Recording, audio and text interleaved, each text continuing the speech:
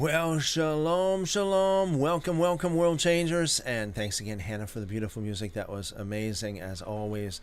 Thank you for blessing us with your talent. Okay, so tonight we are going to finish up chapter 21, which we started on Friday. And then we're going to go into chapter 22, Lord willing, and speak about the sacrifice of Isaac. There's something that is really on my heart and mind here to share, especially about the sacrifice of Isaac from the book of Jasher. So I will be reading that, Lord willing. It's something, it's one of those things that you just read and it's something you just never forget. A very detailed story about Abraham's journey from the place where he was commanded to take, actually with Isaac, journey to Mount Moriah, in which he offered Isaac up. So anyways, we got lots to talk about here. Ishmael departing with Hagar, and finish up that from again Friday, and all that kind of stuff. Let's see what we have here in the live chat before we get moving here. We got Calamento says shalom to all, Kubert says shalom, and Randy says shalom. Shalom, shalom, shalom. Welcome and blessings multiplied to you and your families. Good to see you. All right, so let's get into this. This is Genesis chapter 21. Okay, and on the left-hand side, for those of you who are watching the video, if you're not watching the video but listening to the podcast, don't worry about it. I'm going to be reading it anyways.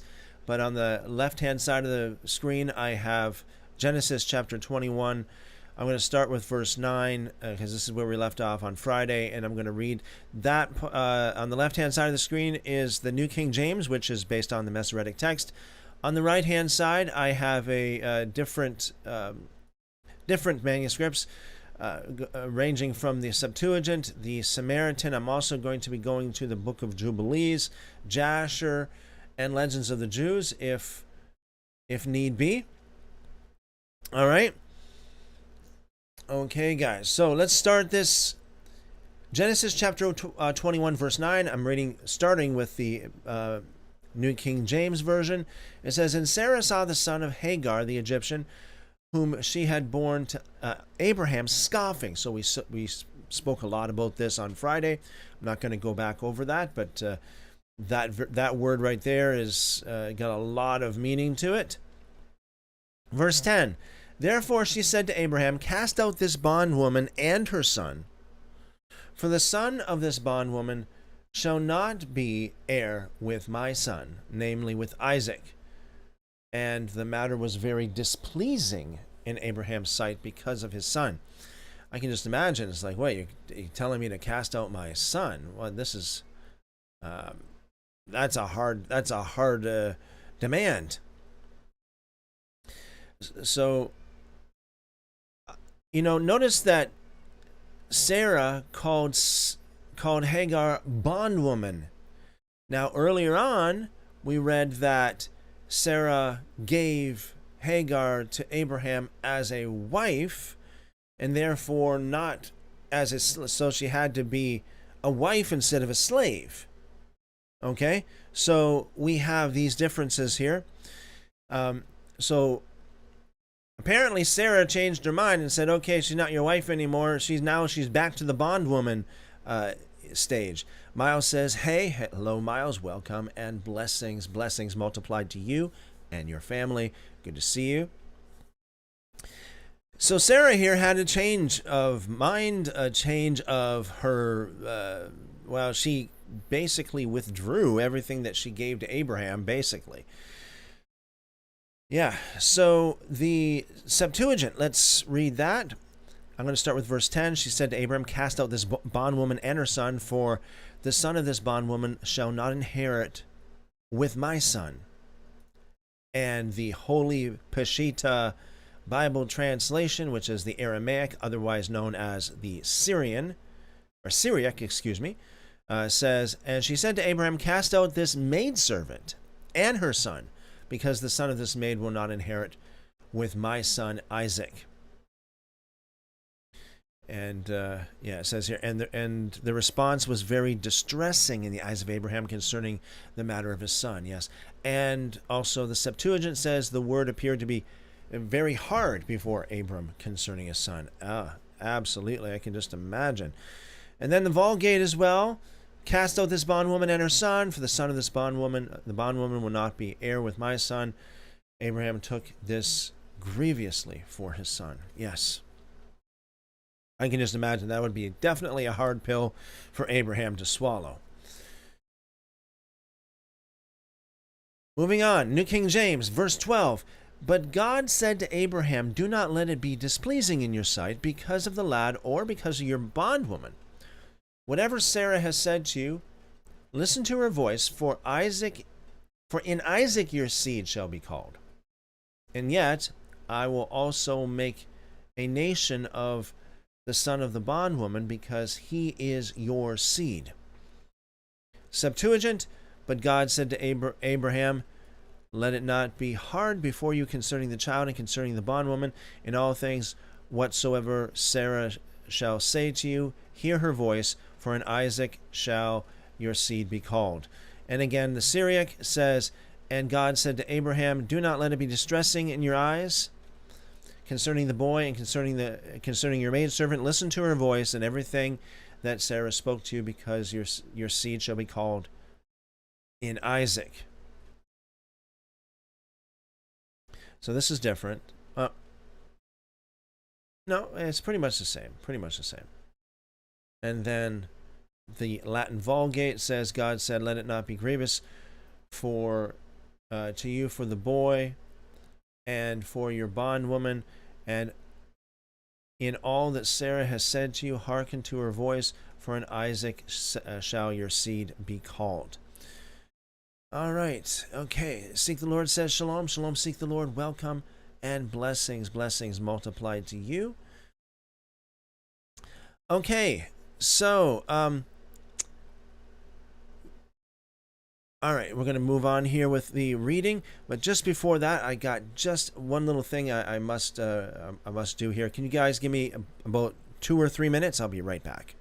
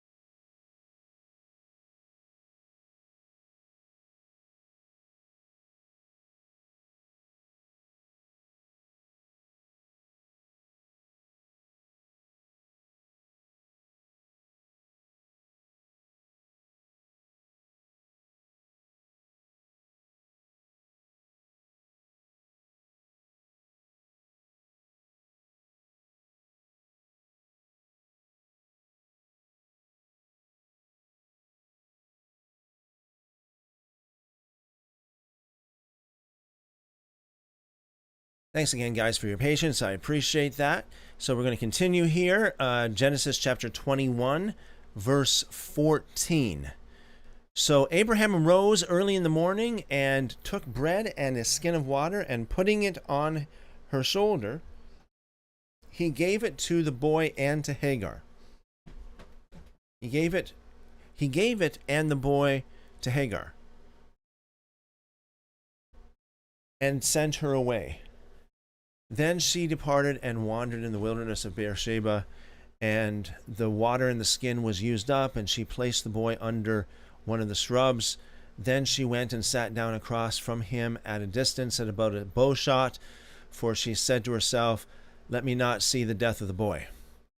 So she sat opposite him and lifted her voice and wept.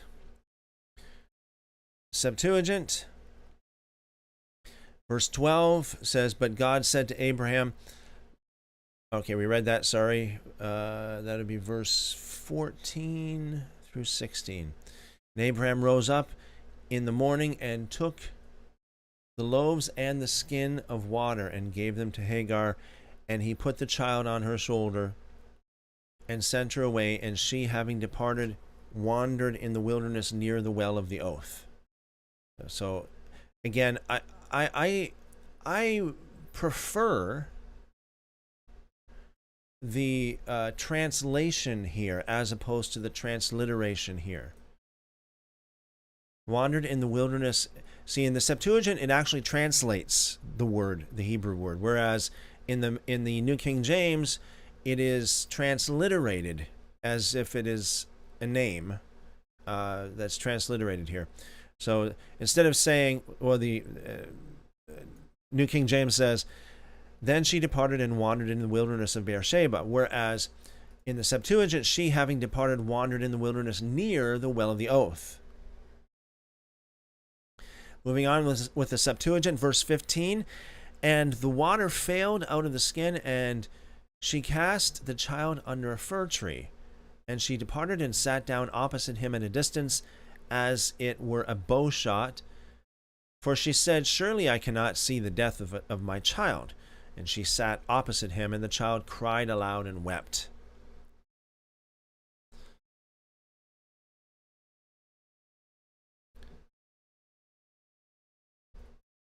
Okay. The Syriac says, "And Abraham arose at dawn, and he took bread and a skin of waters and gave it to Hagar, and laid it and the boy on her shoulder, and he sent her away, and she went and she wandered in the wilderness of Beersheba. And the waters from the skin were finished, and she laid the boy under one of the shrubs." So notice we have in the New King James, based on the Masoretic, saying shrubs. The Syriac says shrubs, but the Masoretic says, where is it here? Fir tree. A fir tree. So you could say that's different. The Latin Vulgate says, "So Abraham rose up in the morning and taking bread and a bottle of water, and put it on her shoulder, and delivered the boy, and sent her away. And she departed and wandered in the wilderness of Beersheba." What it says here, Beersheba, Bersabee. "And the water in the bottle was spent. She cast the boy under one of the trees that were there. She went her way and sat over against him a great way off, as far as a bow can carry. For she said, 'I will not see the boy die.' And sitting over against, she lifted up her voice and wept." Okay. Now, for those of you who are wondering about the Samaritan, I did have a peek at this earlier, and it's fairly...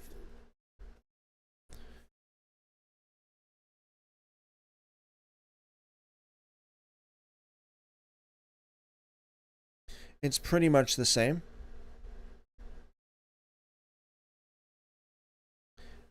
Not even worth... I mean, there's a couple of different words like and bow shooter. For example, in verse 20 it says, "He dwelt in the desert and became a boat." Oh, that's even further. That's further on. So the only difference is being like in verse 16, going.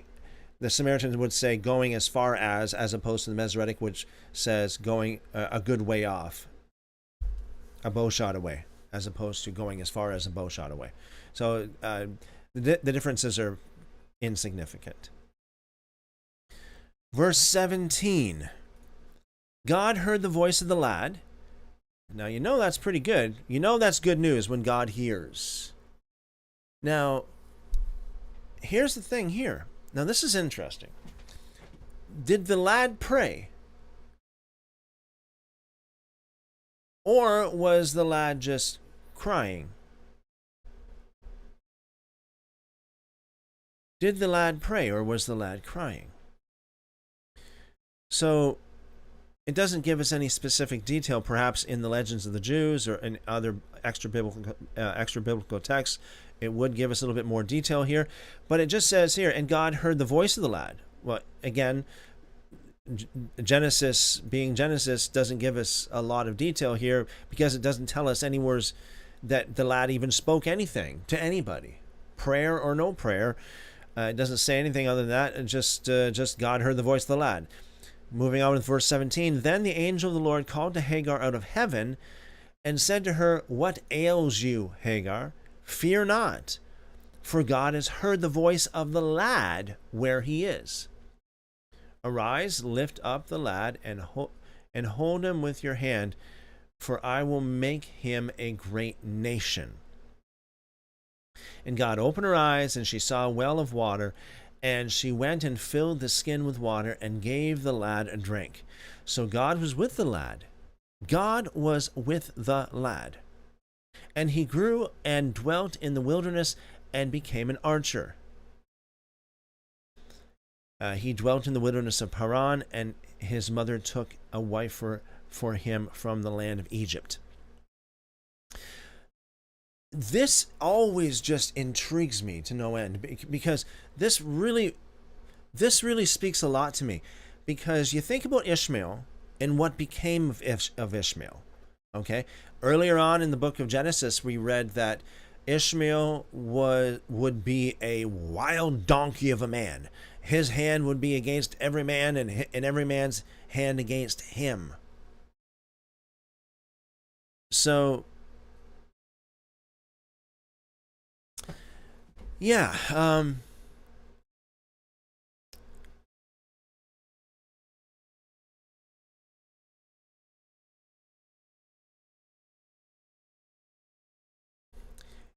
you think about what became of Ishmael.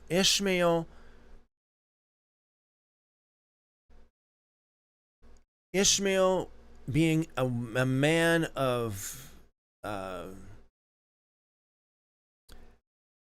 well, I hate to add anything more than what it actually says, a wild donkey. And so you think about the things in the world you think about the things that happened because of Ishmael. Okay? You think about you could say the wars, or you could say the turmoil that happened because Ishmael being the wild donkey of the man. And one could even, I'm sure one can make a argument that even the offspring of Ishmael carried the same traits of Ishmael. So God could have let Ishmael die, but he didn't.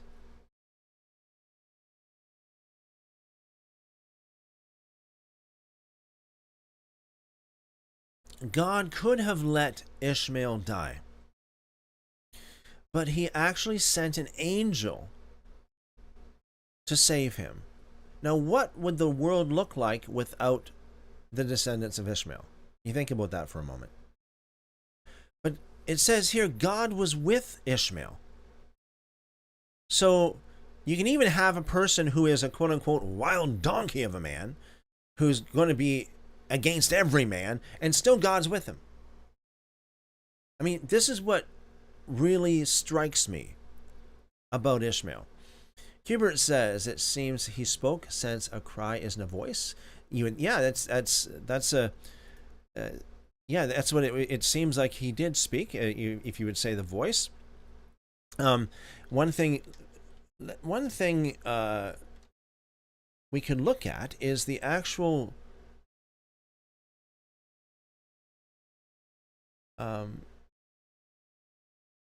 the actual word in the Hebrew for voice and see what this says. Well, see what it says here. So this is the interlinear translation on the left. So the word voice is translated from call in the Hebrew, which means a loud bleating, cracking, a cry or cry out, fame even, lightness, lowing, noise, it says here. Yeah, so it's translated most of the time as voice, but according to this, it is translated sometimes just simply as noise or even a sound, just a sound. Thunder even. Yeah, so it seems to me like the word in the Hebrew for voice could mean basically any sound. It seems to me like this is the case. Could mean any sound, although, again, in the English, it certainly sounds like it would be a voice. But then again, you think about something like the phrase "a voice," the voice of one crying, the voice of one crying, as we read in the book of Isaiah as well. Yeah, very interesting. Looking into the word voice and exactly what that means. And again, I think what we'll do is,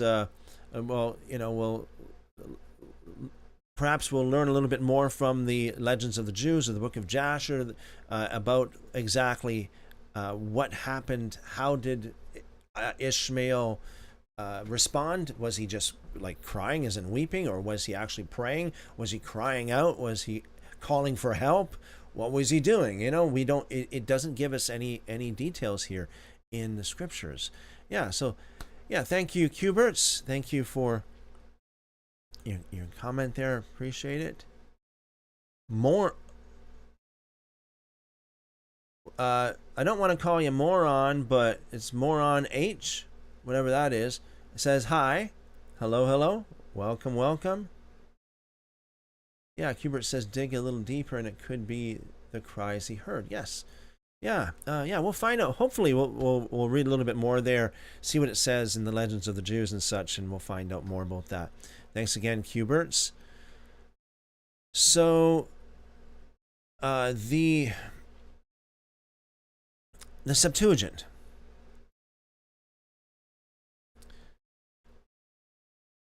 Okay.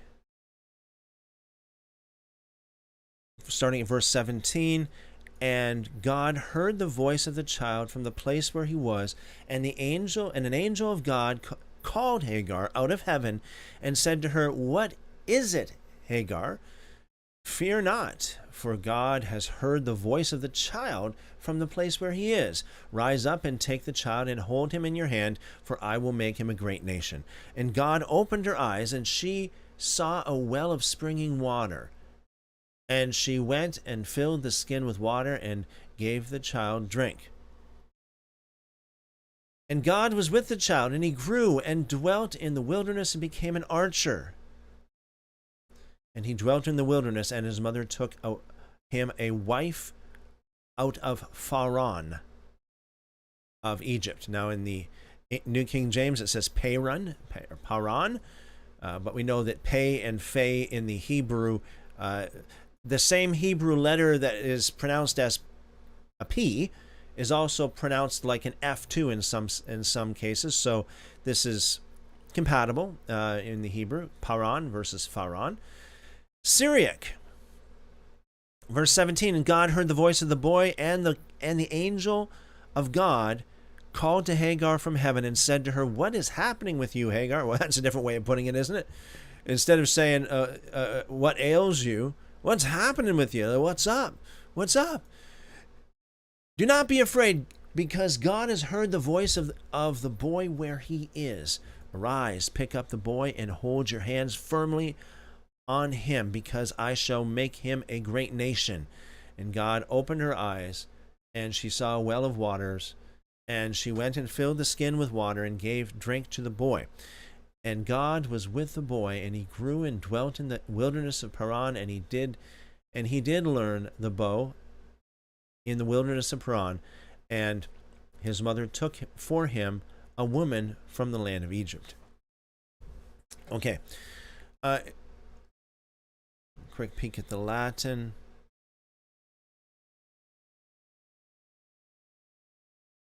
And the Latin's pretty much the same, so I'm not going to bother with reading that as well. So, before we get into the next segment here about the covenant with Abimelech, which is in verse 22, let's take a look at, let's see here, the legends of the Jews. Actually, we have quite a bit here. We have the Jubilees.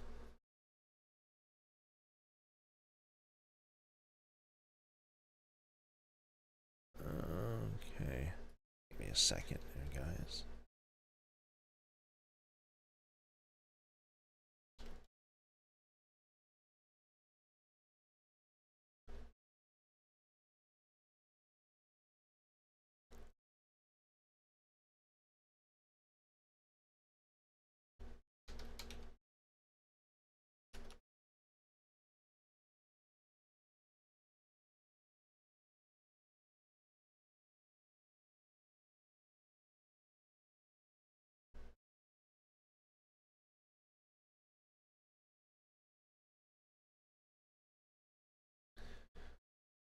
Yeah, there's quite a bit here to read. So let's start with the book of Jubilees.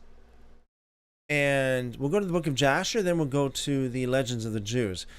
The Legends of the Jews seems to be more of a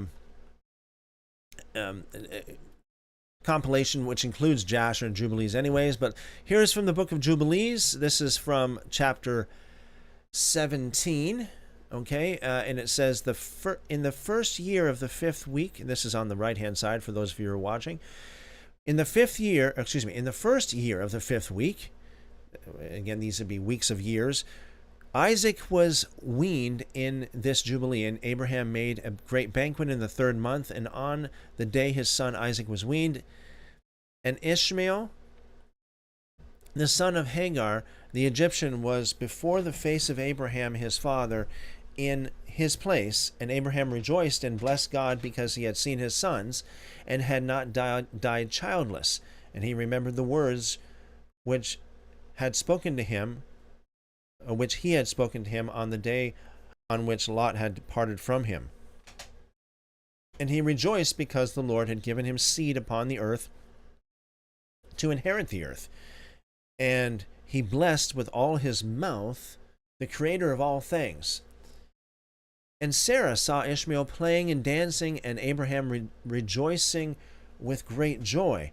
And she became jealous of Ishmael and said to Abraham, "Cast out this bondwoman and her son, for the son of this bondwoman will not be heir with my son Isaac." A little side note from my own observations here. All things considered, like reading from the Legends of the Jews and the book of Jasher, and we read there a few days ago from Rashi and all these other Jewish commentators and scholars, none of them said anything like this, like in the sense that Ishmael was just rejoicing with Abraham, and then Sarah was upset with that. The more I read the book of Jubilees, the more I think that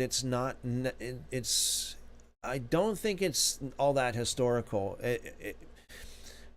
At this point in time, just my own observation here, I would tend to go more with the book of Jasher as opposed to the book of Jubilees.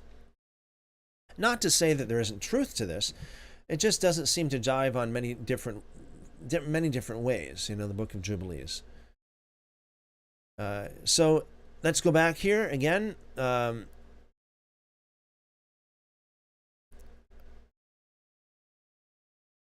So I'm going to start with verse 5 here in the book of Jubilees. And the thing was grievous in Abraham's sight because of his maidservant and because of his son, that he should drive them from him. And God said to Abraham, "Let it not be grievous in your sight because of the child and because of the bondwoman. In all that Sarah has said unto you, hearken to her words and do them. For in Isaac shall your name and seed be called. But as for the son of this bondwoman, I will make him a great nation because he is of your seed. And Abraham rose up early in the morning and took bread and a bottle of water and placed them on the shoulders of Hagar and the child and sent her away. Now, here's another thing too. Now, I know I should have said this probably when we were reading the New King James, but it talks about the child, and Hagar leaves the child under a bush basically. But I think it was probably more like a fir tree as opposed to just like a little bush. The Septuagint says fir tree, whereas the other ones say like bush. And the reason why I say that is because at this point in time, Ishmael was no baby.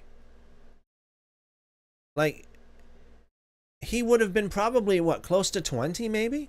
Because this is when Isaac was weaned.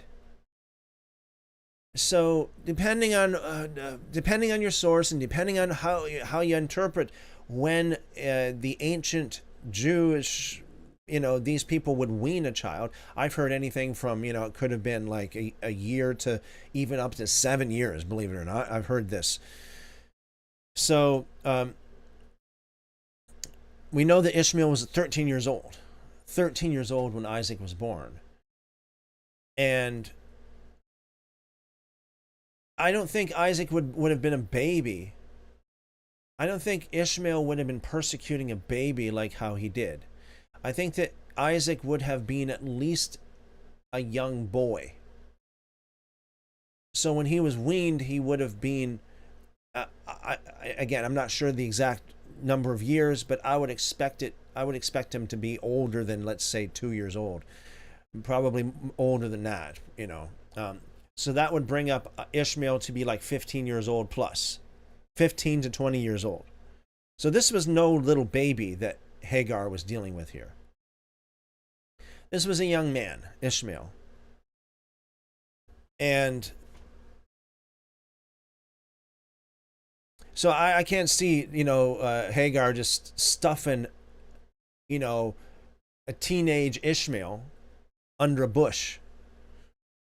It's more like, oh, there's a nice fir tree, here, stay here, Ishmael. I'm going to go yonder, So that's my take on it. Verse 9 of Jubilees here again. And she departed and wandered in the wilderness of Beersheba, and in the water in the bottle was spent, and the child thirsted, and was not able to go on, and fell down. And his mother took him and cast him under an olive tree. So this is different, olive tree. But there's a footnote here. It even quotes the Septuagint saying under a fir tree. But the Masoretic text says under one of the shrubs. Thank you very much, whoever put these footnotes in here. That was amazing. Yeah, so we got different manuscripts already. We got the Masoretic saying under a shrub. Oh, but just stick this, stick this man, young man anyway, stick this young man under a bush. I think it's more like a tree. Excuse me, a tree for for protection and shade, especially if they're thirsting and the sun is beating down on them. Probably a decent sized tree, fir tree, olive tree, whatever the case be here. Moving on, and it says, and went and sat down over against him, and at a distance of a bow shot, where she said, let me not see the death of my child. And as she sat, she wept. And an angel of God, one of the holy ones, said unto her, why weepest thou, Hagar? Arise, take the child, and hold him in your hand. For the way this is worded, it's almost like Ishmael is like, honey, I shrunk the kids, hold him in your hand. For God has heard your voice, and has seen the child. So it says, for God has heard your voice. So the book of Jubilees, now this is interesting, right? Because Kubert, we were talking about this just a few minutes ago. So could it be that it was the voice of Hagar? Because does it say? I'm gonna continue to read here. I've read Jubilees several times over, but I don't remember exactly every detail of it. So maybe it does a little bit later here say that God heard the voice of the child, but maybe it wasn't. Maybe it was Hagar. That makes more sense. I mean, mom is certainly going to be praying for the child, right? Mom's going to be praying for her son. So, yeah, God has heard your voice and has seen the child. Verse 12, and she opened her eyes and she saw a well of water. And she went and filled her bottle with water, and she gave her child to drink. And she arose and went towards the wilderness of Paran. And the child grew and became an archer, and God was with him. There we are again, God was with him. And his mother took him a wife from among the daughters of Egypt. She bare him a son, and he called his name Nebaioth. For she said, the Lord was near to me when I called upon him. So it's pretty interesting there. Book of Jasher.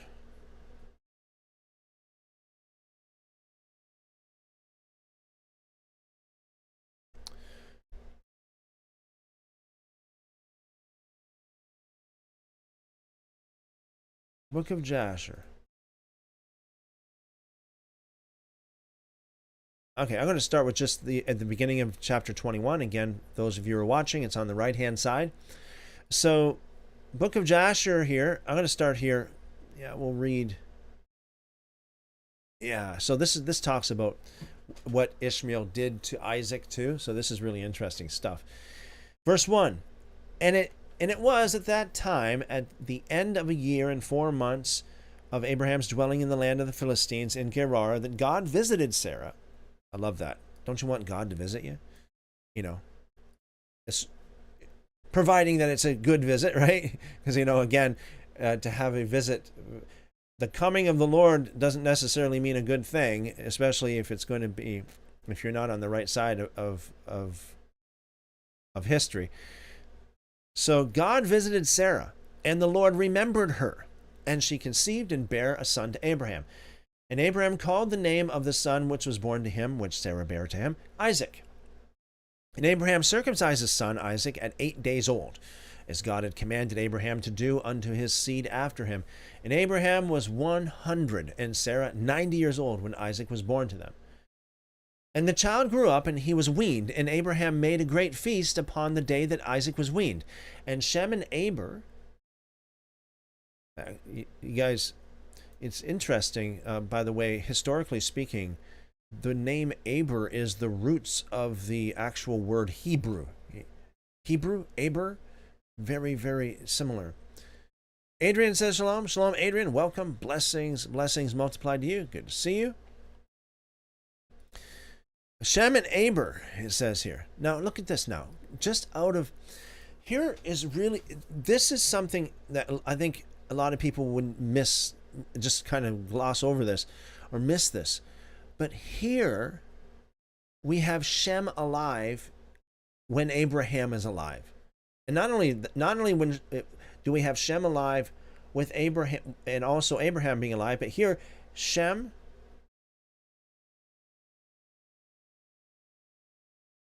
was alive apparently when Abraham was 100 years old. Now, here's the thing. Now, I'm not going to go into it tonight, but perhaps we'll do this at another time, Lord willing. Because y'all know that the different manuscripts have very different dates on how, when these patriarchs were born, when they died, how long they lived. I mean, sometimes over 1,000 years difference. I mean, there's a great difference between these, or approximately 1,000 years difference between, let's say, the Masoretic, the Septuagint, the Samaritan, perhaps even the Dead Sea Scrolls, if we can bring that into the picture as well. So there's a lot of differences. So here's a question for a future live stream that we'll dive into here, Lord willing. What manuscript would afford Shem to be alive at the very same time that Abraham was alive? And not only that, but have Shem and Abraham overlap at least 100 years. You know what I mean?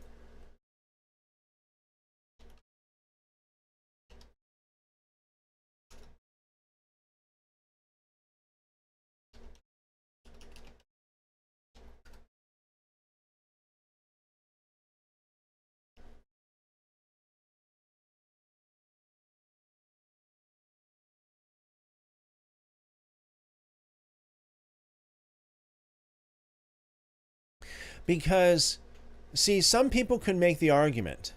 You might say, Christopher, what's the big deal about this? Here's the big deal. Because some people can make the argument that that Melchizedek was not Shem, because according to this particular Bible or this particular manuscript, Shem died before Abraham. Somebody could make this argument. But if that's not the case, if Shem was still alive during the time of Abraham, even up to the time when Abraham was 100 years old, then it's at least possible that Shem was Melchizedek, as a lot of the extra biblical text would actually tells us.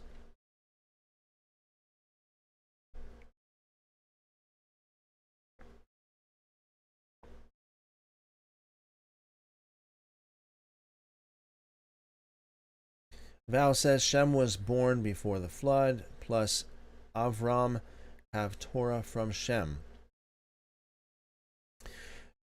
Well, thank you for your comment there, Val.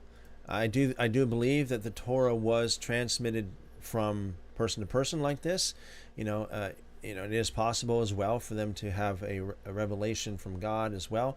But yes, I think that it's very practical to at least consider that we have the Torah that's passed down even from Adam all the way down.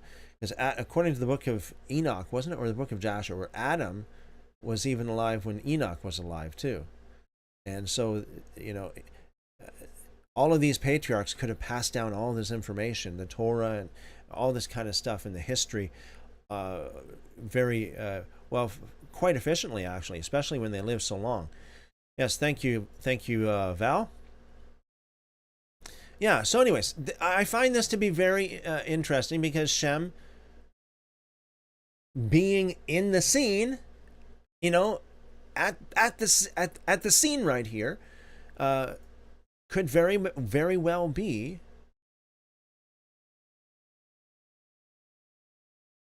the Melchizedek. Verse 5, and Shem and Eber and all the great people of the land, and Abimelech king of the Philistines and his servants, and Phicol the captain of his host, came to eat and drink and rejoice at the feast of which Abraham made upon the day of his son Isaac's being weaned.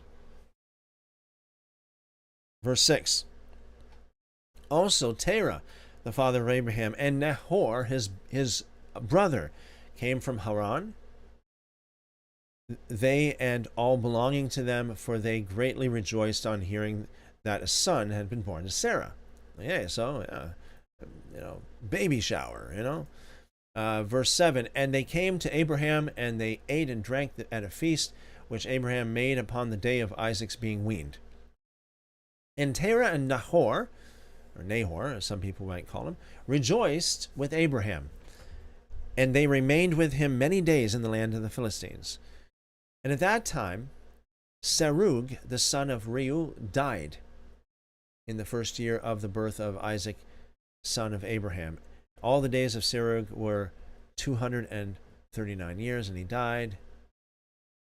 And Ishmael, the son of Abraham, was grown up in those days. See? He was grown up. He wasn't just some little baby. He was 14 years old when Sarah bare Isaac to Abraham. So here's different.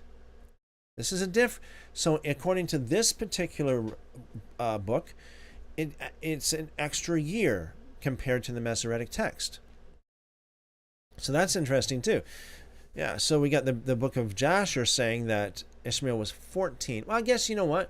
Maybe it could be compatible with the common Masoretic text, because you could say that Isaac was 13. Yeah, so maybe he was 14, because it says, the only thing it says here in Genesis chapter 17, verse 25, Ishmael, his son, was 13 years old when he was circumcised in the flesh of his foreskin. Okay, so he was 13. So perhaps you could say that by the time that Isaac was born, Ishmael would have been 14.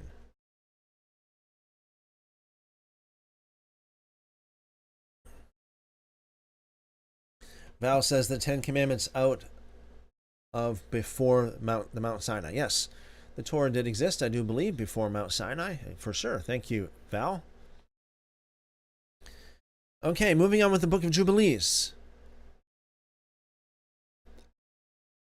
This is verse 12 now. And God was with Ishmael, the son of Abraham, and he grew up and he learned to use the bow and became an archer. And when Isaac was 5 years old, he was sitting with Ishmael at the door of the tent.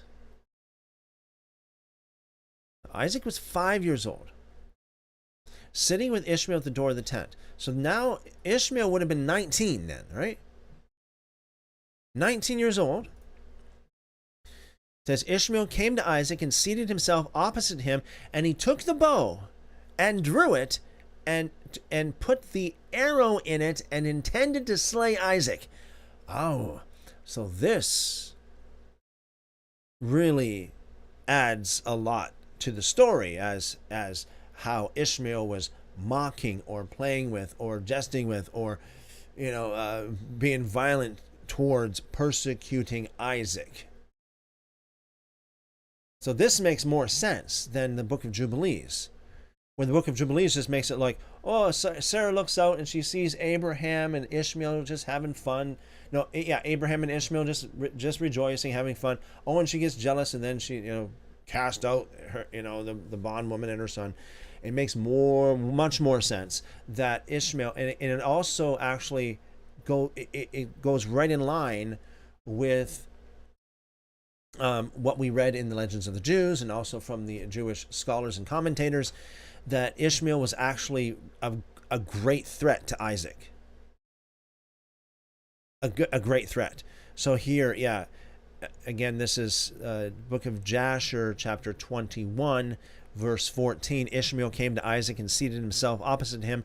He took the bow and drew it and put the arrow in it and intended to slay Isaac. Well, that'll do it. I mean, that'll get Sarah upset. Verse 15, and Sarah saw the act which Ishmael desired to do to her son Isaac, and it grieved her exceedingly on account of her son. And she sent for Abraham and said to him, cast out this bondwoman and her son, for her son shall not be heir with my son, for thus did he seek to do unto him this day. Okay. So, again, there's not a whole lot of detail here, and I do think that the Jewish scholars would probably be correct in the sense that Ishmael and Isaac were also fighting over the inheritance, and this could have been what escalated the argument to Ishmael actually taking the bow and seeking to slay Isaac. And that also goes in line with the concept of Ishmael being a wild donkey of a man, and his hand against every man. So a violent, if you will, individual. Again, yet God was with him and God saved him. So this is very interesting as well. So that makes a lot more sense. Again, the book of Jubilees, I don't think that it really works, but the book of Jasher does here. Jasher chapter 21, verse 16, and Abraham hearkened to the voice of Sarah, and he rose up early in the morning, and he took 12 loaves and a bottle of water, which he gave to Hagar, and sent her away with her son. And Hagar went with her son to the wilderness, and they dwelt in the wilderness of Paran with the inhabitants of the wilderness. So that's a little bit of extra details there. And Ishmael was an archer, and he dwelt in the wilderness a long time. And he and his mother afterward went to the land of Egypt, and they dwelt there. And Hagar took a wife for her son from Egypt, and her name was Meribah. Okay, So this is different from the Book of Jubilees again, right? The Book of Jubilees has a different name. It has Nebaioth. Oh, excuse me. That was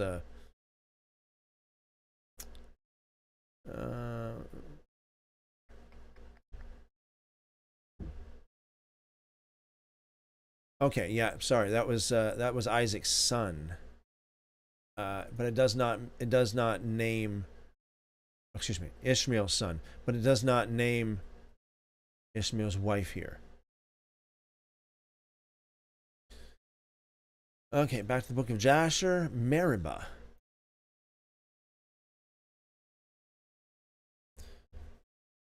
Verse 18, and the wife of Ishmael conceived and bare 4 sons and 2 daughters.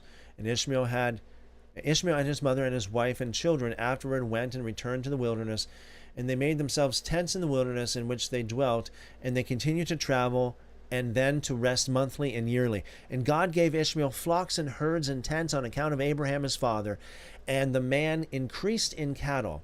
And Ishmael dwelt in deserts and in tents, traveling and resting for a long time, and he did not see the face of his father. And in some time afterward, Abraham said to Sarah his wife, I will go and see my son Ishmael, for I have a desire to see him, for I have not seen him for a long time.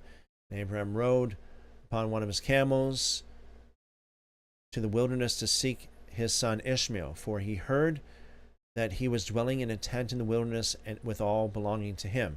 And Abraham went to the wilderness, and he reached the tent of Ishmael about noon. And he asked for Ishmael. And he found the wife of Ishmael sitting in the tent with her children, and Ishmael her husband and his mother were not with them. And by the way, guys, this is a really interesting story. This is a really interesting story here about Abraham and Ishmael, and Abraham conversing with Ishmael's wife.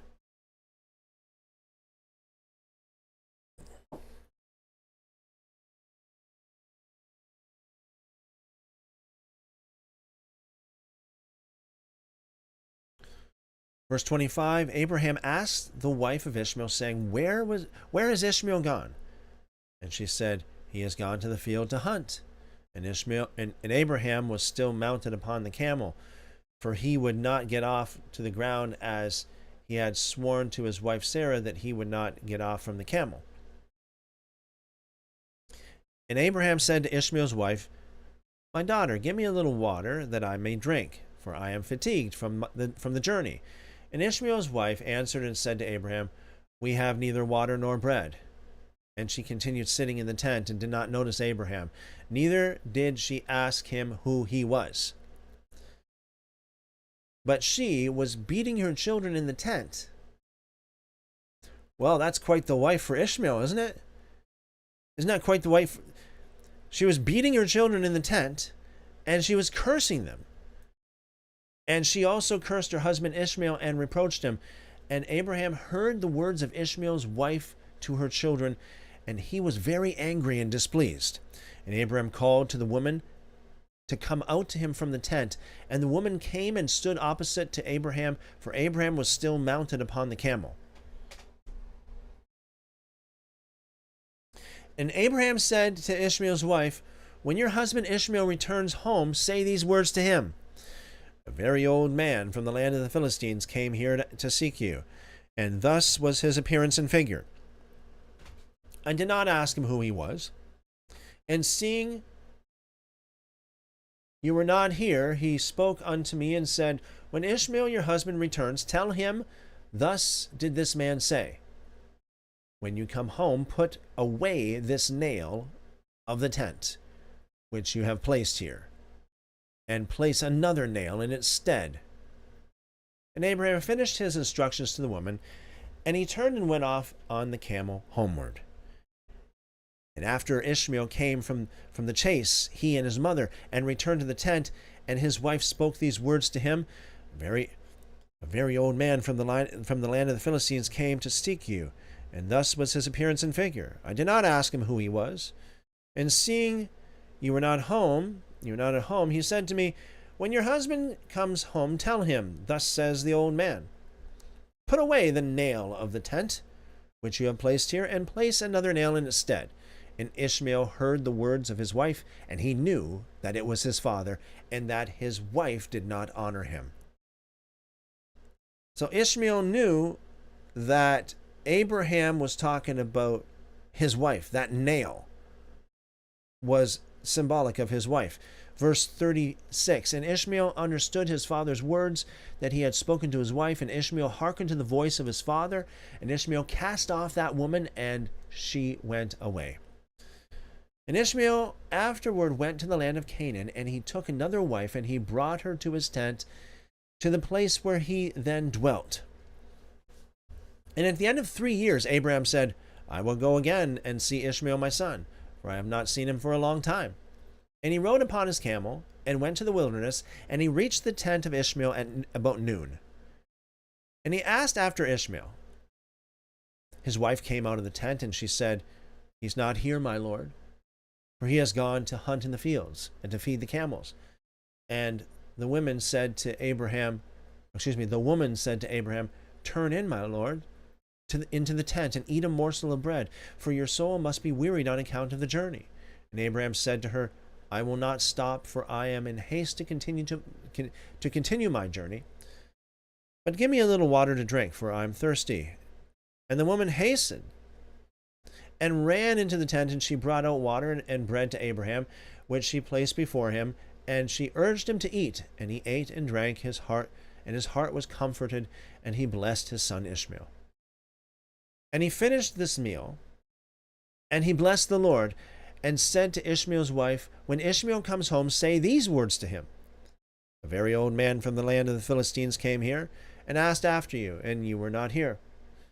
And I brought him out bread and water, and he ate and drank, and his heart was comforted. And he spoke these words to me.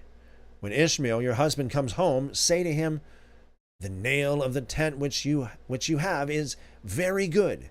Do not put it away from your tent. And Abraham finished commanding the woman, and he rode off to his home to the land of the Philistines.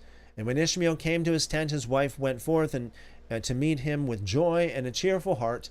And she said to him, an old man came here from the land of the Philistines, and thus was his appearance. And he asked after you, for you were not here. And you were not here. So I brought out bread and water, and he ate and drank, and his heart was comforted. And he spoke these words to me. When Ishmael, your husband, comes home, say to him, the nail of the tent which you have is very good. Do not put it away from the tent. And Ishmael knew that it was his father, and that his wife had honored him. And the Lord blessed Ishmael. Really, really interesting.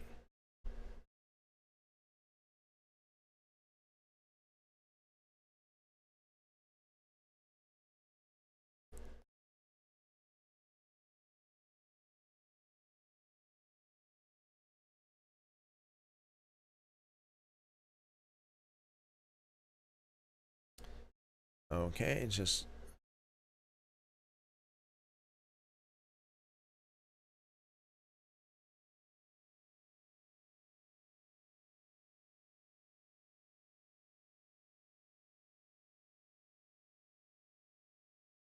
now, there's a very interesting story here in the book of Joshua. I'll get to this a little bit later. Let's read the Legends of the Jews.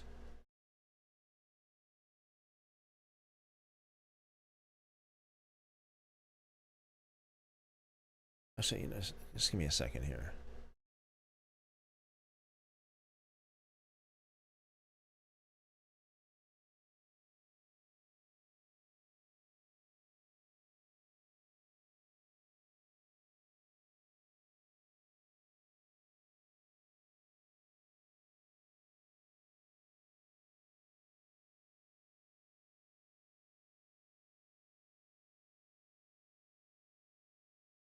Okay.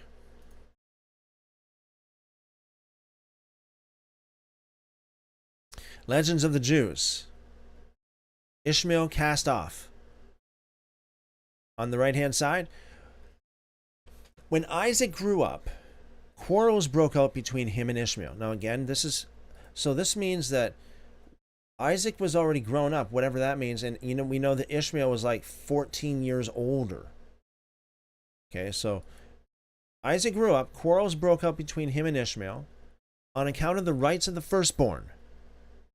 Ishmael insisted he should receive a double portion of the inheritance after the death of Abraham. Okay, this makes sense because this is the Torah, right? The firstborn gets a double portion, and Ishmael, being the literal firstborn, biological firstborn, would have been, according to physical literalism, Ishmael would have been the one that was due the double portion as the firstborn. It says Isaac should receive only one portion. So Ishmael insisted that he should receive a double portion of the inheritance after the death of Abraham, and Isaac receive only one portion. Ishmael, who had been accustomed from his youth to use the bow and arrow, was in the habit of aiming his missiles in the direction of Isaac. In the habit of aiming his missiles in the direction of Isaac, saying at the same time that he was just jesting. So there's that word playing, all right? Sarah, however, insisted that Abraham make over to Isaac all that he owned, that no disputes might arise after his death. For, she said, Ishmael is not worthy of being heir with my son, for with a man like Isaac, and certainly not with my son Isaac. Furthermore, Sarah insisted that Abraham divorce himself from Hagar, the mother of Ishmael. So this makes more sense too, because again, earlier on, Sarah gave Hagar to Abraham as a wife, and so she graduated from being a slave to a wife now. And now Sarah wanted, as we said earlier, wanted Abraham to divorce Hagar, his wife, and put her back into the slave category. So Sarah insisted that Abraham divorce himself from Hagar, the mother of Ishmael, and sent away the children and her son, so that there be nothing in common between them and her son, neither in this world or in the future world. All of the trials Abraham had to undergo, none was so hard to bear as this. For it grieved him sorely to separate himself from his son. God appeared to him in the night and said to him, Abraham, knowest thou not that Sarah was appointed to be your wife from her mother's womb? She is your companion and the wife of your youth, and I named not Hagar as your wife, nor Sarah as your bondwoman. What Sarah spoke unto you was nothing but truth. Let it not be grievous in your sight because of the lad and because of your bondwoman. The next morning, Abraham rose up early, gave Hagar her bill of divorcement, and sent her away with her son, first binding a rope about her loins, that all might see she was a bondwoman. The evil glance cast upon her stepson by Sarah made him sick and feverish, so that Hagar had to carry him, grown up as he was. In his fever, he drank often of the water in the bottle given her by Abraham as she left his house, and the water was quickly spent. That she might not look upon the death of her child, Hagar cast Ishmael under the willow shrubs growing on the self same spot whereon the angels had once spoken with her and made known to her that she would bear a son. In the bitterness of her heart, she spoke to God and said, Yesterday you did say to me, I will greatly multiply your seed, that it shall not be numbered for multitude. And today my son dies of thirst. Ishmael himself cried unto God, and his prayer and merits of Abraham brought them help in their need, though the angels appeared against Ishmael before God. Now, there we go. All right, so that there's a little bit more information there. And I remember what you were saying there earlier there, Cuberts. So according to this, according to the legends of the Jews, Abraham did actually speak, and he did actually pray. Moving on, it says, they said, will you curse a well of water to spring up? Excuse me, will you cause a well of water to spring up for him whose descendants will let your children of Israel perish with thirst? But God replied, what is Ishmael at this moment, righteous or wicked? And when the angels called him righteous, God continued, I treat man according to his deserts at each moment. According to his deserts at each moment, whatever that means.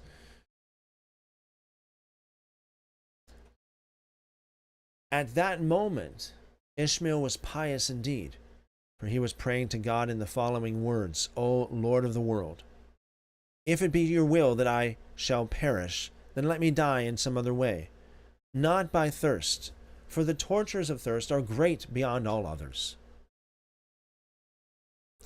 Hagar insisted of praying to God, Hagar, instead of praying to God, addressed her supplications to the idols of her youth. The prayer of Ishmael was acceptable before God, and he bade Miriam's well spring up, the well created in the twilight of the sixth day of creation. Even after this miracle, Hagar's faith was no stronger than before.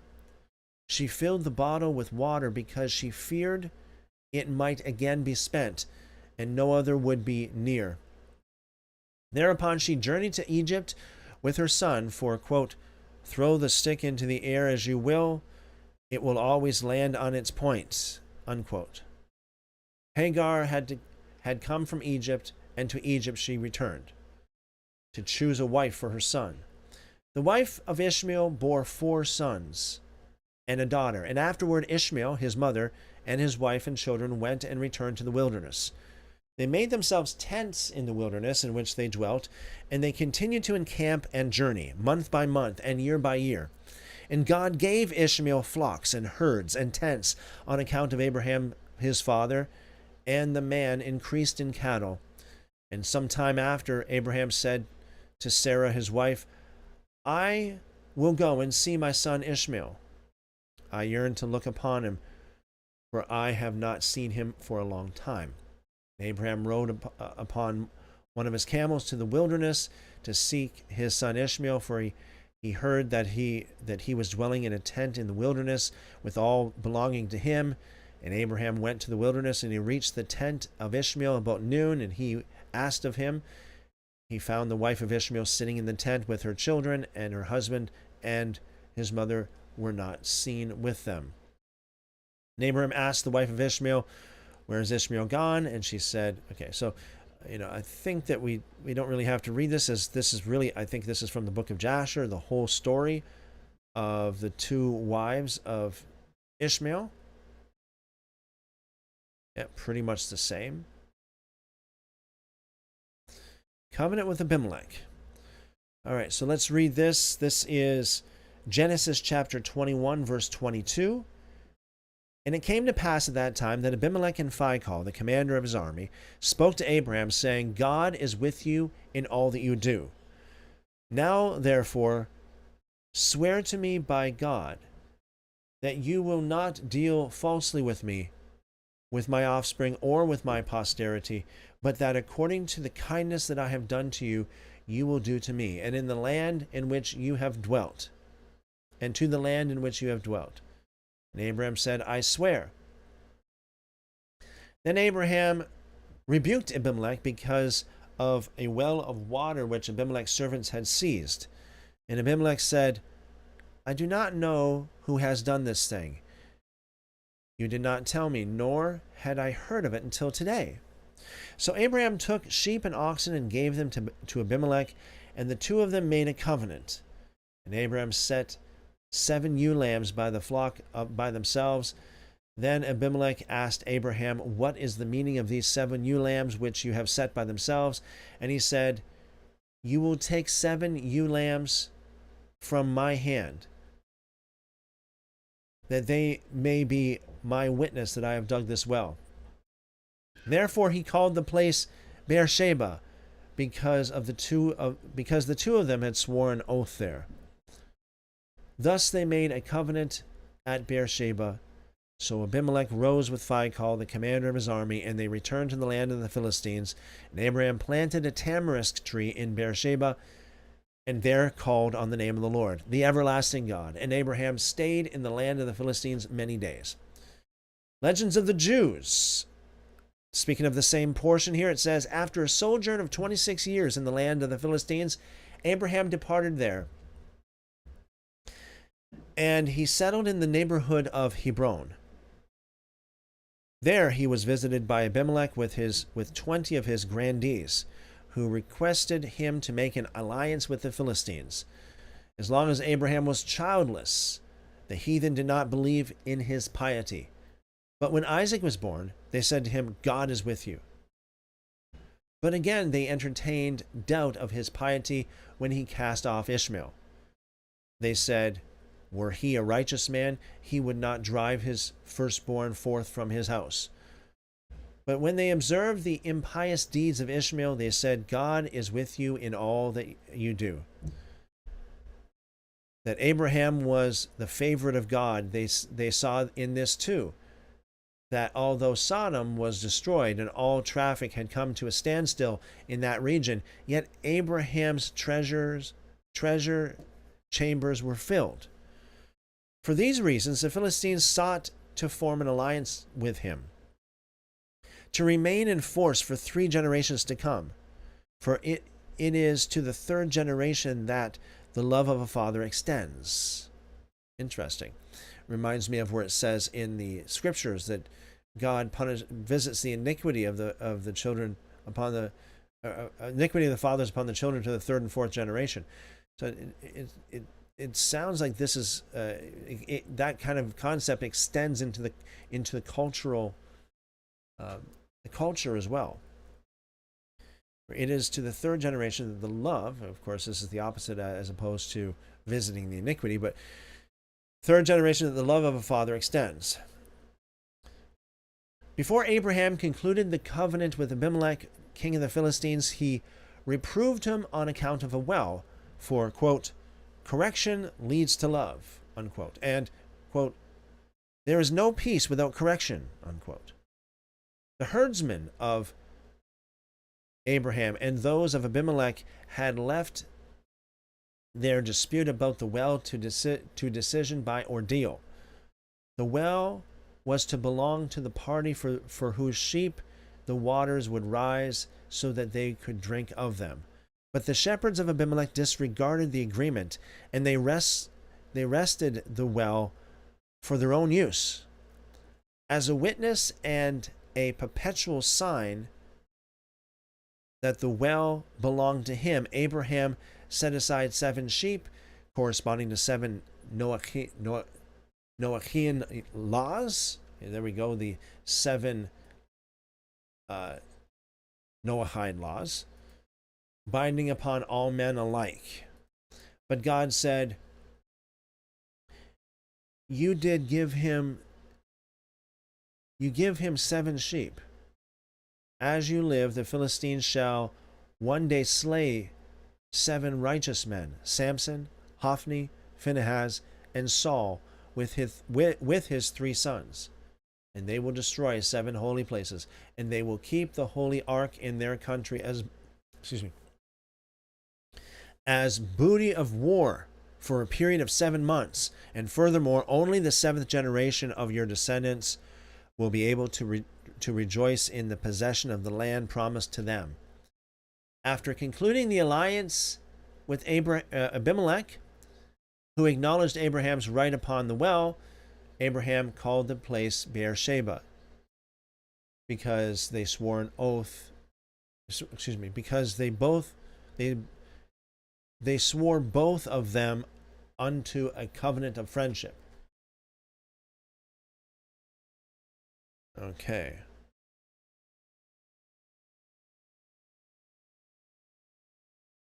In Beersheba, Abraham dwelt many years, and from there he endeavored to spread the law of God. He planted a large grove there and made 4 gates for it, facing the 4 sides of the earth, east, west, north, and south. And he planted a vineyard therein. If a traveler came that way, he entered by the gate that faced him. And he sat in the grove and ate and drank until he was satisfied, and then he departed. For the house of Abraham was always open for all passers-by, and they came daily to eat and drink there. If one was hungry, he came to Abraham. He would give him If one was hungry and he came to Abraham, he would give him what he needed, so that he might eat and drink and be satisfied. And if one was naked and he came to Abraham, he would clothe him with the garments of the poor man's choice, and give him silver and gold, and make known to him the Lord, who had created him and set him on earth. After the wayfarers had eaten, they were in the habit of thanking Abraham for his kind entertainment of them. Whereto he would reply, "What, you give thanks unto me? Rather, return thanks to your host, he who alone provides food and drink for all creatures." Unquote. Then the people would ask, "Where is he?" And Abraham would answer and say, "He is the ruler of heaven and earth. He wounded and he healed. He wounds and he heals. He forms the embryo in the womb of the mother and brings it forth into the world. He causes the plants and trees to grow. He kills and he makes alive. He brings down to Sheol and brings up." When the people heard such words, they would ask, "How shall we return thanks to God and manifest our gratitude unto him?" And Abraham would instruct them in these words. Say, "Blessed be God who is blessed be the Lord who is blessed. Blessed be he that gives bread and food unto all flesh." In this manner did Abraham teach those who had enjoyed his hospitality how to praise and thank God.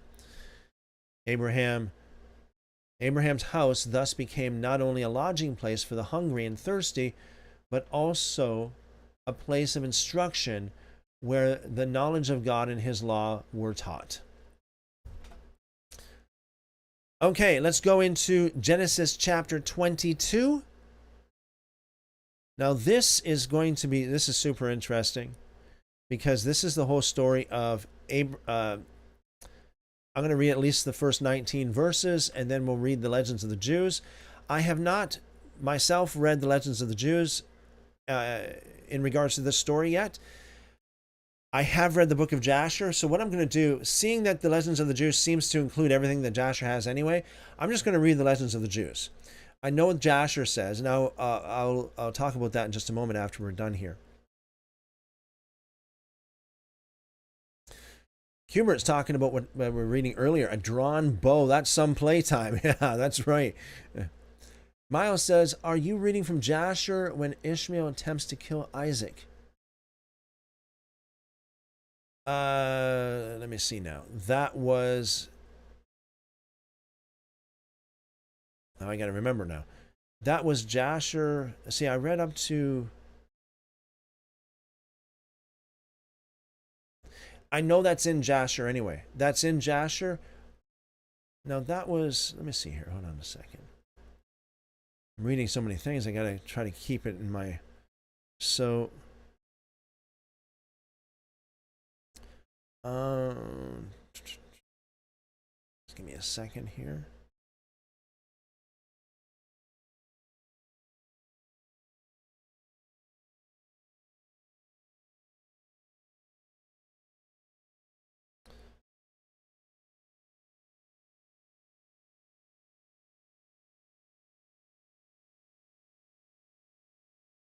It was both, yeah, both in Jasher and in the Legends of the Jews. Because in the Legends of the Jews over here on the right-hand side, it says, Ishmael, who had been accustomed from his youth to use the bow and arrow, was in the habit of aiming his missiles in the direction of Isaac. So Jasher says that in other words as well, that Ishmael was basically threatening the life of Isaac. And that was basically the final straw in the eyes of Sarah. Yeah, so the answer to that, Miles, was both. Yes, both the book of Jasher, that'd be the book of Jasher, chapter 21, and the Legends of the Jews as well. And that would be the Legends of the Jews, book 1, chapter 5, for your reference. Miles says I was away from my computer. Okay, well, thank you for your question. Appreciate that.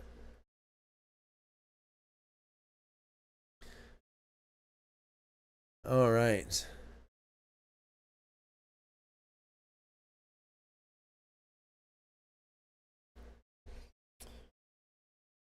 Val says blood never turning water. I think you're talking about the phrase. Are you talking about the phrase or the saying, you know, that the blood is thicker than water? I think that's what you're referring to. And it's very interesting what the family feud they had going on there, right? Okay, so let's read Genesis. And thanks again, Val. Genesis chapter 22. By the way, this story is just amazing. You know what? Maybe I should read Jasher too, you know? Maybe I should read Jasher.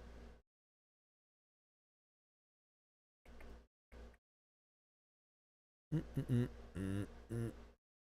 so...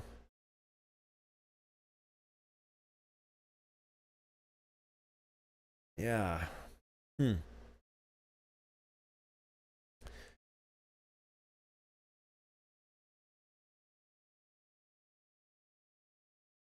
Well, let's start at least with Genesis chapter 22, verses 1 to 19.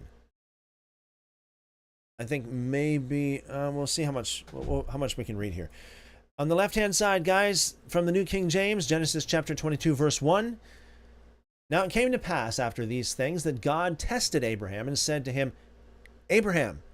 And he said, Here I am. Then he said, Take now your son, your only son Isaac. And there we have it again. So God, being a spirit, only sees the spirit here. So he didn't see the physical, literal son of Abraham as being the only, as being a son at all. Not even a son, let alone firstborn, but not even there at all. Because it's, take your only son Isaac. Well, what about Ishmael? Ishmael was Abraham's son too, right? But not in the eyes of God here. Not in this context.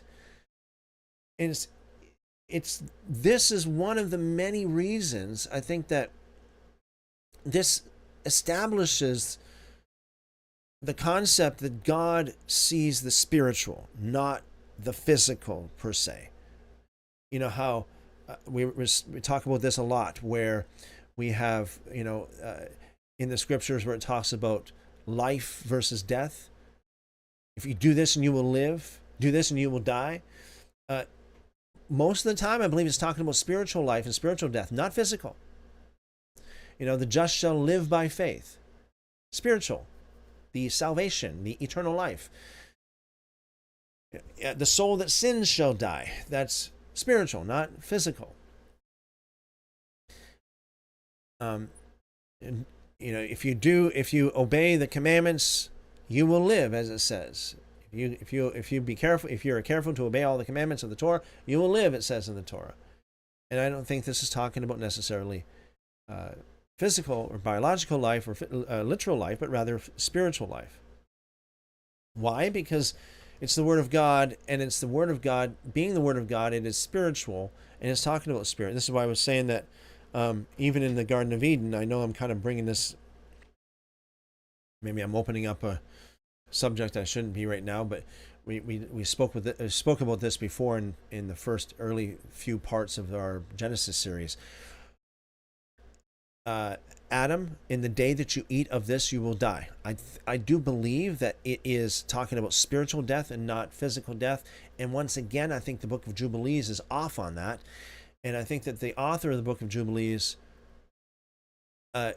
made it work, tried to make it work literally by saying a day is as 1,000 years, or 1,000 years is as a day. And I know it says that in 2 Peter 2, but here we go again. 2 Peter is not a very good source of yeah, you know, being problematic as it is, and seeing that Second Peter does pull a lot from uh, these extra sources. I think that the Book of Jubilees is wrong here, and I also think that Second Peter gleaned that concept from the Book of Jubilees, and so therefore Second Peter is wrong as well, because his source is wrong.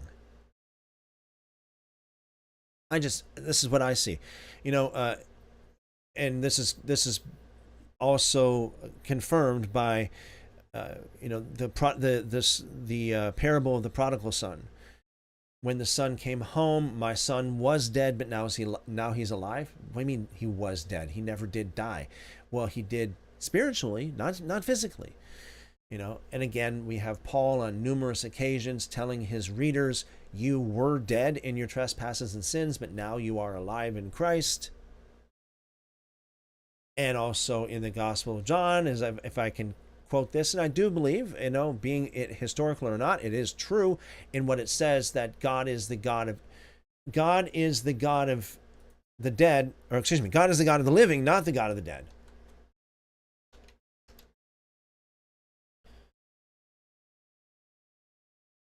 Oh, excuse me, that's not the Gospel of John either.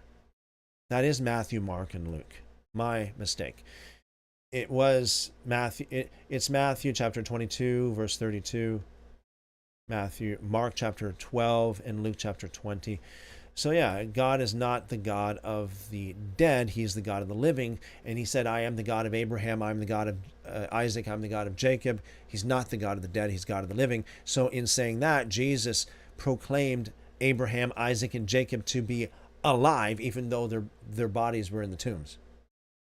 And that's because, again, I believe that God sees the spiritual, not the physical. So the physical can die. To God, that's not death. If you have eternal life, how can you die? Right? If you have the life in God, if you have the life of God in you, how can you die?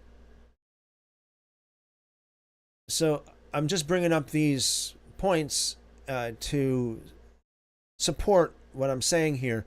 God sees the spiritual, not the physical.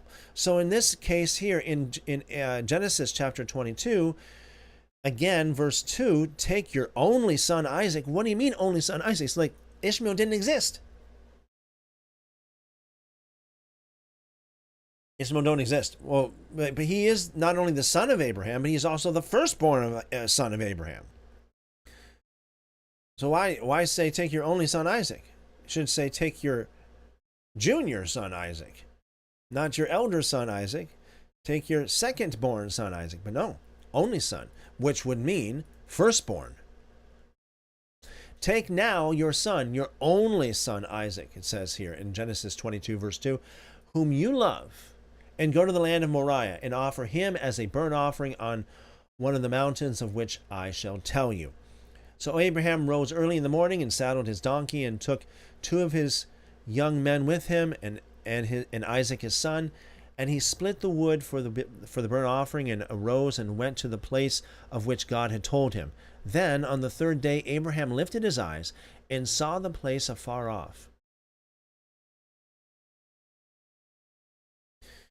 And Abraham said to his young men, stay here with the donkey.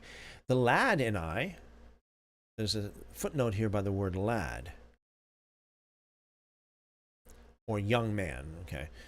Lad and I will go yonder and worship, and we will come back to you. So Abraham did not believe that Isaac would actually die. Well, if he did believe that Isaac would die, he believed that Isaac would also be raised from the dead too. As even Paul said, right? That figuratively speaking, he got Isaac back from the dead, which I think that is true. What Paul said there is true. Yeah, so again, it's the spiritual, not necessarily the physical, that God sees. And this is really, really important.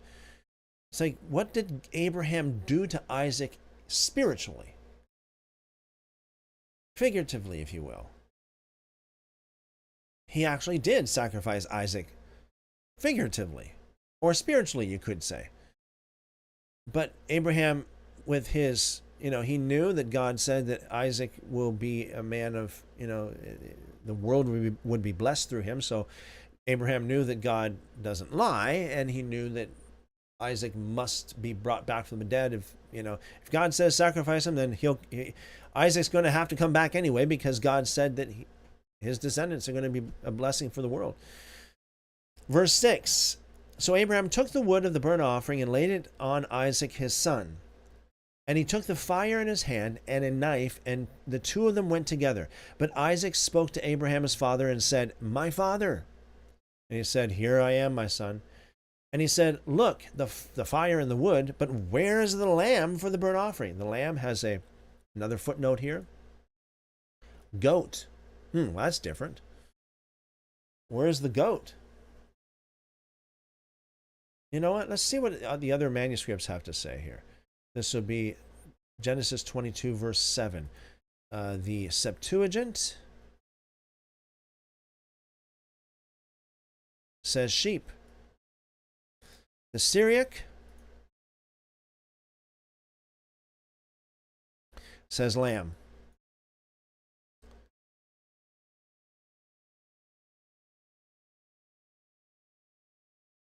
Yeah, okay, so we'll see the Samaritan here.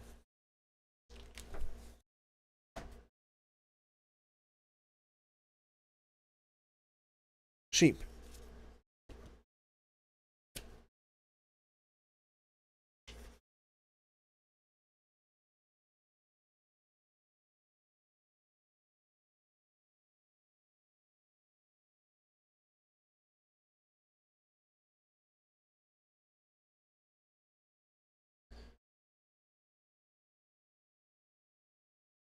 Now, the Samaritan has got a very interesting variant here. First of all, verse 3, where it says, Abraham rose early in the morning and saddled his donkey and took, so I'm reading from the Masoretic here, and took of his young men with him, and Isaac his son, and he cleaved the wood of burnt offering, and rose up, and went unto the place which Elohim had told him. But the Samaritan says that he arose and went to the place of which Elohim had told him on the third day.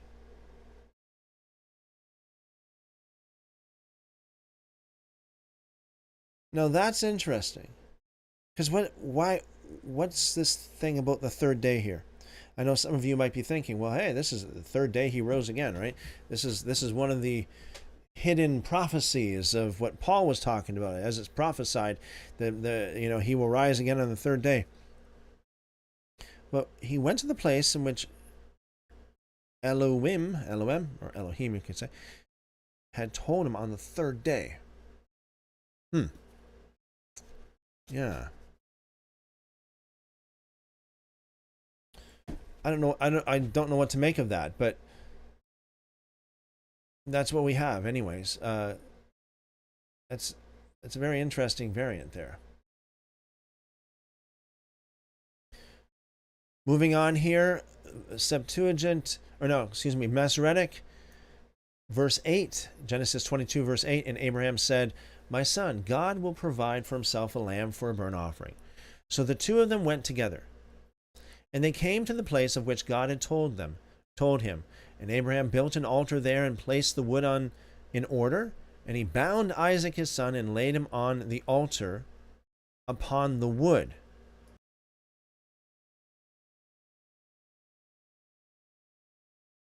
And Abraham stretched out his hand and took the wife to slay. Abraham stretched out his hand and took the knife to slay his son. And the angel of the Lord called to him from heaven and said, "Abraham, Abraham." And he said, "Here I am."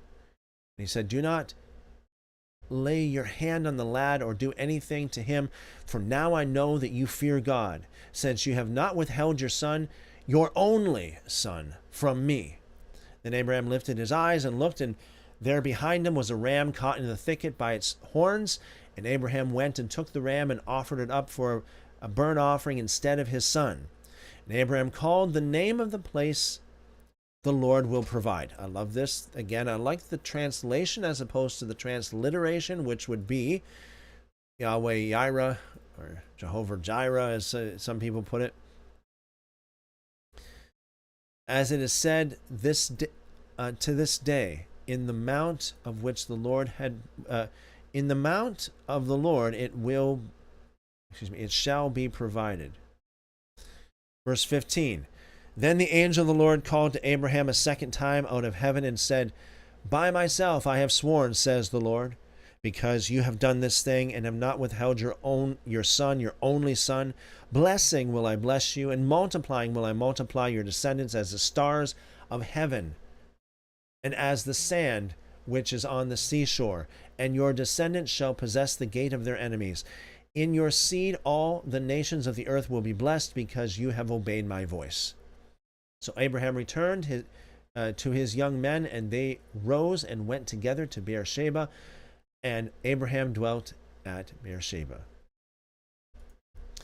Okay, so the Legends of the Jews. I'm going to read that, but just as we have the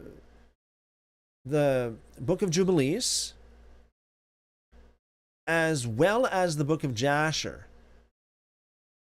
talking about this. So perhaps I think maybe we should read the book of Jubilees and Jasher first, seeing that, especially Jasher again. The Jubilees, I think it's questionable. There's at least some of the stuff in there. But I think that the Legends of the Jews draws from probably both sources.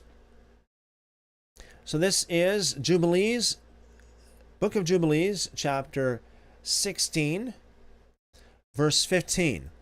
And it came to pass in the 7th week, in the first year thereof, in the first month, in this Jubilee, on the 12th of this month, that there were voices in heaven regarding Abraham. And he was faithful in all that he told him. That he was faithful in all that he told him. And that he loved the Lord, and that in every affliction he was faithful. And Prince Mastema came and said before God, quote, Behold, Abraham loves Isaac his son, and he delights in him above all things else. Bid him offer him as a burnt offering on the altar, and you will see if he will do this command, and you will know if he is faithful in everything wherein you try him. By the way, Mastema is another name for the devil. Let's see what this footnote says here. Well, this is interesting. It says here, it is God himself who directly proves Abraham. But Mastema is definitely a name that is related to that of Satan himself. Came and said, okay, so Prince Mastema came and said before God. Okay, so this is the tester, the tempter, if you will. Verse 17, and the Lord knew that Abraham was faithful in all his afflictions, for he had tried him through his country and with famine, and had tried him with the wealth of kings, and had tried him again through his wife, when she was torn from him, and with circumcision. And he had tried him through Ishmael and Hagar, his maidservant, when he sent them away. And in everything wherein he had tried him, he was found faithful, and his soul was not impatient. He was not slow to act, for he was faithful and a lover of the Lord. Moving on, this would be chapter, sacrifice of Isaac. Abraham returns to Beersheba.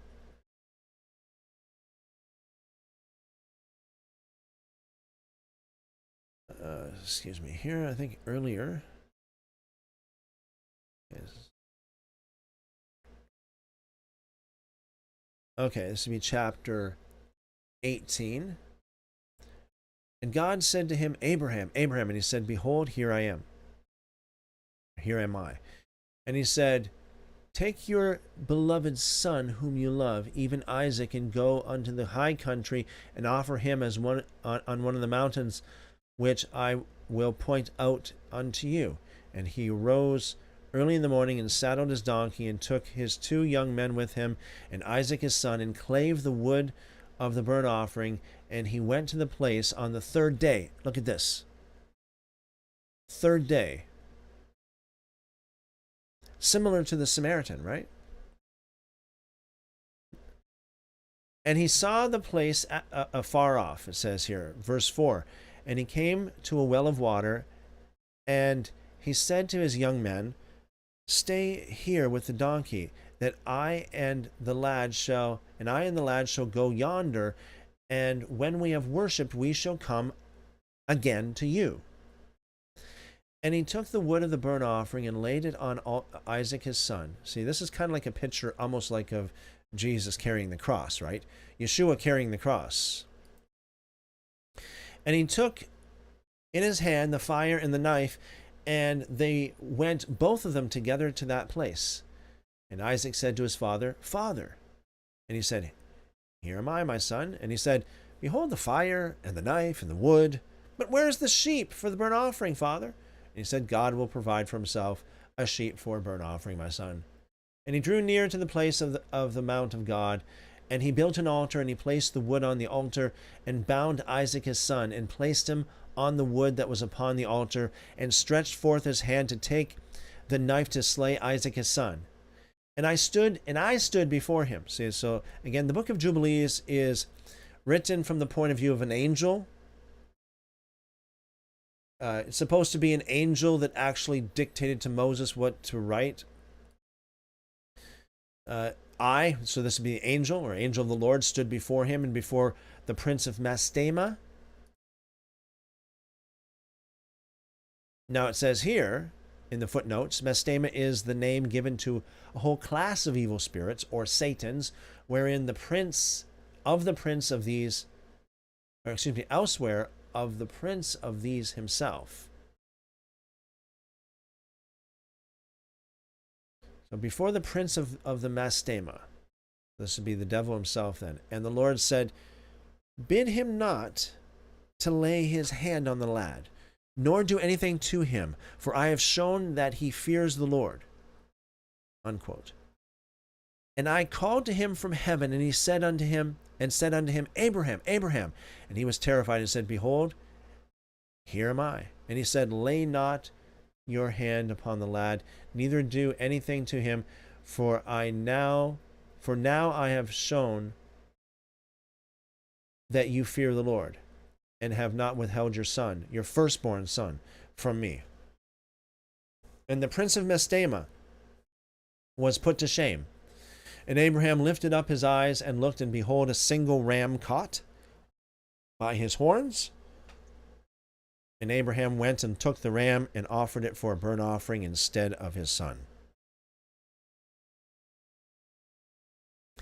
And Abraham called that place the Lord has seen, so that it is said in the mount the Lord has seen.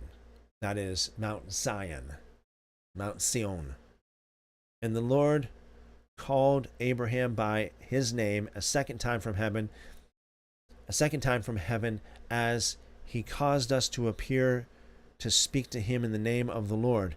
And he said, By myself I have sworn, says the Lord, because you have done this thing, and you have not withheld your son, your beloved son, from me, that in blessing I shall bless you, and in multiplying I shall multiply your seed, as the stars of heaven, and as the sand which is on the seashore. And your seed will inherit the cities of its enemies, and in your seed will all nations of the earth be blessed, because you have obeyed my voice, and I have shown to all that you are faithful unto me in all that I have said unto you. Go in peace. And Abraham went to his young men, and they arose and went together to Beersheba, and Abraham dwelt by the well of the oath, and he celebrated this festival every year, 7 days with joy. And he called it the festival of the Lord, according to the 7 days which he went and returned in peace.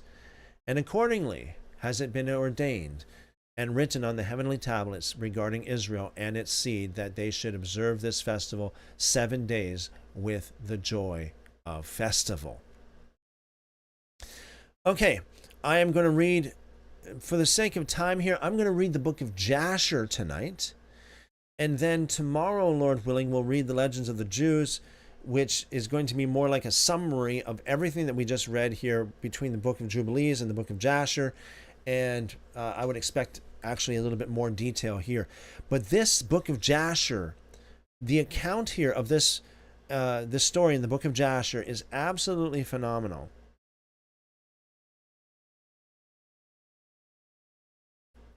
So let's read this. I'm reading from the book of Jasher here.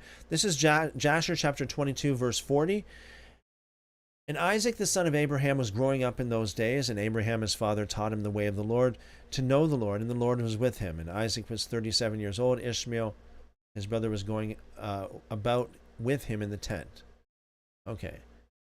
And Ishmael boasted of himself to Isaac, saying, I was 13 years old when the Lord spoke to my father to circumcise us, and I did according to the word of the Lord which he spoke to my father, and I gave my soul unto the Lord, and I did not transgress his word which he commanded my father. And Isaac answered Ishmael, saying, Why do you boast to me about this, about a little bit of your flesh which you did take from your body, concerning which the Lord commands you?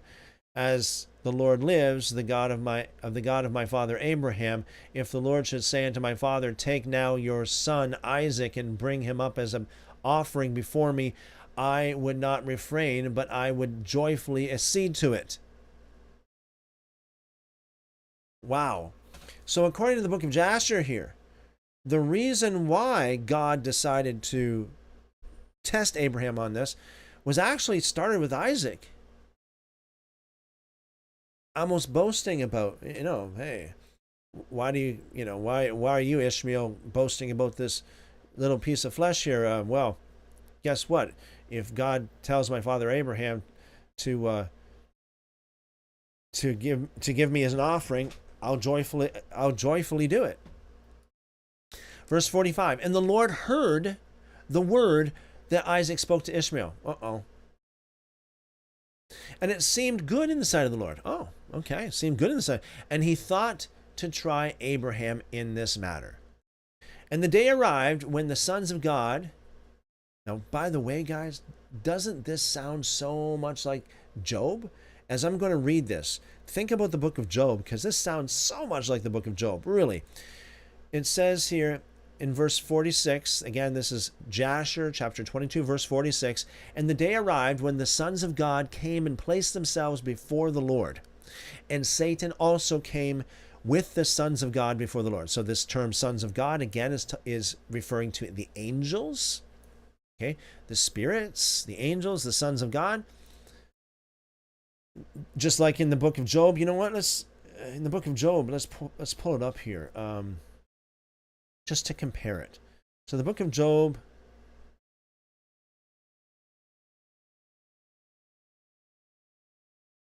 chapter 1, verse 6, now there was a day when the sons of God came to present themselves before the Lord, and even Satan also came among them. And the Lord said to Satan, From where do you come from? From where do you come? Okay. Now, in the book of Jasher here, it says exactly the same thing. The day arrived when the sons of God came and placed themselves before the Lord, and Satan also came with the sons of God before the Lord. And the Lord said to Satan, From where do you come? Where do you come from? And Satan answered the Lord and said, From going to and fro in the earth, and from walking up and down in it. It's exactly what it says in the book of Job, chapter 1, verse 7. Moving on with Jasher, verse 48. And the Lord said to Satan, What is your word to me concerning all the children of the earth? And Satan answered the Lord and said, I have seen all the children of the earth who serve you and remember you when they require anything from you. And when you give them the thing which they require from you, they sit at their ease and forsake you, and they remember you no more. Have you seen Abraham, the son of Terah, who at first had no children, and he served you and erected altars to you wherever he came, and he brought up offerings upon them, and he proclaimed your name continually to all the children of the earth. And now that his son Isaac is born to him, he has forsaken you. He has made a great feast for all the inhabitants of the land, and the Lord he has forsaken, or he has forgotten. Verse 52. For amidst all that he has done, he brought you no offering, neither burnt offering, nor peace offering, neither ox, nor lamb, nor goat, of all that he killed on the day that his son was weaned. Even from the time of his son's birth till now, being 37 years, he built no altar before you, nor brought any offering to you. For he saw that you did give whatever he requested before you, and he therefore forsook you. And the Lord said to Satan, have you considered my servant Abraham? That's just like how it says here in Job. The Lord said to Satan, have you considered my servant Job? By the way, guys, you realize the book of Job, Job actually lived around the same time as Abraham. So it's kind of interesting, too, that it coincides as well in that way. So again, verse 54, have you considered my servant Abraham? For there is none like him upon earth, a perfect and upright man before me, one who fears God and avoids evil. So again, that's just like what he said, what it says in Job chapter 1, verse 8. Have you considered my servant Job? There's none like him in all the earth, on the earth, a blameless and upright man who fears God and shuns evil. Back to the book of Jasher, moving on here, the last half of verse 54. As I live, were I to say unto him, bring up Isaac your son before me, he would not withhold him from me, much more than if I told him to bring up a burnt offering before me from his flock or herds. And Satan answered the Lord and said, speak then now unto Abraham as you have said, and you will see whether he will not transgress and cast aside your words. Chapter 23. At that time the word of the Lord came to Abraham, and he said unto him, Abraham, and he said, here I am. And he said, take now your son, your only son, whom you love, even Isaac, and go to the land of Moriah, and offer him there for a burnt offering upon one of the mountains which shall be shown to you. For there will you see a cloud and the glory of the Lord. Again, folks, this is going to be quite amazing. And I'll tell you something, when I first read this, it's like, it spoke volumes to me. I'll let you guys know what I got from it after I read this. Verse 3, Abraham said within himself, how shall I separate my son Isaac from Sarah his mother, in order to bring him up for a burnt offering before the Lord? And Abraham came into the tent, and he sat before Sarah his wife, and he spoke these words to her. My son Isaac is grown up, and he has not for some time studied the service of his God. Now tomorrow I will go and bring him to Shem and Eber his son, and there he will learn the ways of the Lord, for they will teach him to know the Lord, as well as to know that when he prays continually before the Lord, he will answer him. Therefore, there he will know the way of serving the Lord his God. And Sarah said, you have spoken well. Go, my Lord, and do unto him as you have said, but remove him not at a great distance from me, neither let him remain there too long. For my soul is bound within his soul. And Abraham said unto Sarah, my daughter, let us pray to the Lord God, that he may do good with us. And Sarah took her son Isaac, and he abode all that night with her, and she kissed and embraced him, and gave him instructions till morning. And she said to him, O my son, how can my soul separate itself from you?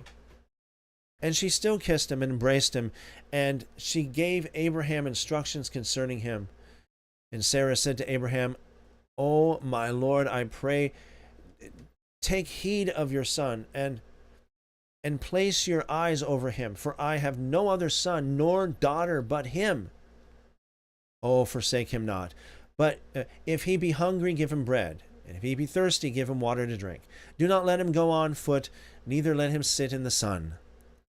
Neither let him go by himself in the road, neither force him from whatever he may desire, but do unto him as he may say to you." And Sarah wept bitterly the whole night on account of Isaac, and she gave him instructions till morning. And in the morning Sarah selected a very fine and beautiful garment from those garments which she had in the house that Abimelech had given to her. And she addressed Isaac her son therewith, and she put a turban upon his head, and she enclosed a precious stone in the top of the turban, and she gave them provision for the road. And they went forth, and Isaac went with his father Abraham, and some of their servants accompanied them to see them off the road. And Sarah went with them, and she accompanied them upon the road to see them off. And they said to her, "Return to the tent." When Sarah heard the words of her son Isaac, she wept bitterly. And Abraham her husband wept with her, and their son wept with them a great weeping. Also those who went with them wept greatly. And Sarah caught hold of her son Isaac, and she held him in her arms, and she embraced him and continued to weep with him. And Sarah said, "Who knows if after this day I shall ever see you again?" And they still wept together. Abraham, Sarah, and Isaac, and all those that accompanied them on the road wept with them. And Sarah afterward turned away from her son, weeping bitterly, and all her men servants and maidservants returned with her to the tent. And Abraham went with Isaac his son to bring him up as an offering before the Lord, as he commanded him. And Abraham took 2 of his young men with him, Ishmael, the son of Hagar, and Eliezer his servant, and they went together with them. I wonder what Ishmael was thinking. I wonder if Ishmael was saying, "Yeah, now I'm going to get Isaac. Now I'm going to get what I want. Isaac is going to be gone." They went together with them, and while they were walking in the road, the young men spoke these words to themselves. And Ishmael said to Eliezer, "Now my father Abraham is going with Isaac to bring him up for a burnt offering to the Lord, as he commanded him. Now when he returns, he will give unto me all that he possesses to inherit after him, for I am his firstborn." And Eliezer answered Ishmael and said, "Surely Abraham did cast you away with your mother, and swear that you should not inherit anything of all that he possesses. And to whom will he give all that he has with all his treasures, but unto me, his servant, who has also been faithful in his house, who has served him night and day, and has done all that he desired me to do? To me he will bequeath at his death all that he possesses." And while Abraham was proceeding with his son Isaac along the road, Satan appeared to him. Satan appeared to Abraham in the figure of a very aged man, humble and of a contrite spirit. And he approached Abraham and said, "Are you silly or brutish that you go to do this thing this day to your only son? For God gave you a son in your latter days, in your old age, and will you go and slaughter him this day because he committed no violence? And will you cause your soul, the soul of your only son, to perish from the earth? Do you not know and understand that this thing cannot be from the Lord? For the Lord cannot do unto man such evil upon earth to say to him, 'Go slaughter your child.'" And Abraham heard this, and he knew that it was the word of Satan, who endeavored to draw him aside from the way of the Lord. But Abraham would not hearken to the voice of Satan, and Abraham rebuked him so that he went away. Now this reminds me of how much Satan hates the cross. You know, when it says in the Gospels, when Yeshua hung on the cross, basically Satan called him down. Come down off the cross. He hates the Son being on the cross. He hates the thought of the sacrifice of the Son. You see where I'm going with this? This is amazing. This is just the beginning, all right? This is just the beginning of it. Let's read on. It says here, and Satan returned and came to Isaac. So then he goes to, so he's pretty desperate. Now he's going to Isaac. And he appeared to Isaac in the figure of a young man, calmly and well favored. Notice, Satan appeared to Abraham as a very old man, because Abraham was an old man. So Satan tries to relate to you in that way. Satan sends somebody or some things to relate. And so we got Satan relating to Isaac as a young man, appearing to Isaac as a young man. And by the way, earlier too, we have Satan that says that he appeared as a humble man. Okay, of course, this would be fake humility, false humility, of course, but you got to be careful. You know, some of the people that you think is humble, not humble. Some of the people you think that are humble are not humble. Some of the people you think are proud are not proud either. They're humble people. So we got to be careful how we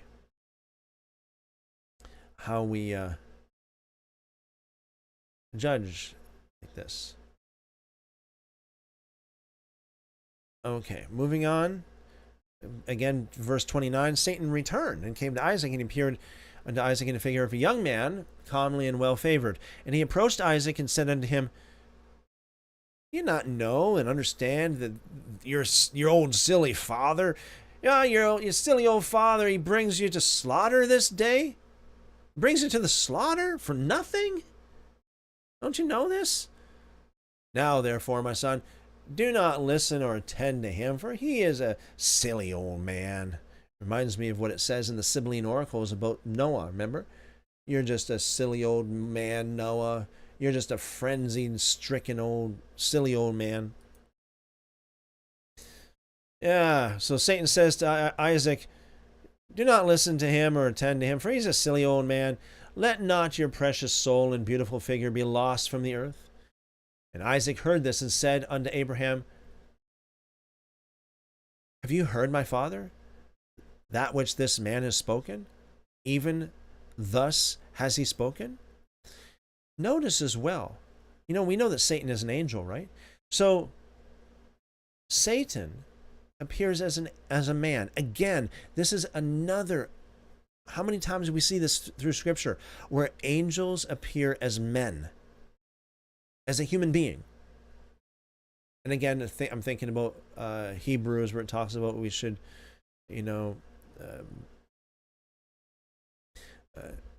be hospitable to strangers, because some people have entertained angels unawares. So we have in the book of Tobit, angels that appear as men. We have in the book of Genesis, angels that appear as men. We have the book of Ezekiel, angels that appear as men. Here we have the fallen angel, if you will, appearing as a man. In this context, is appearing as a young man. So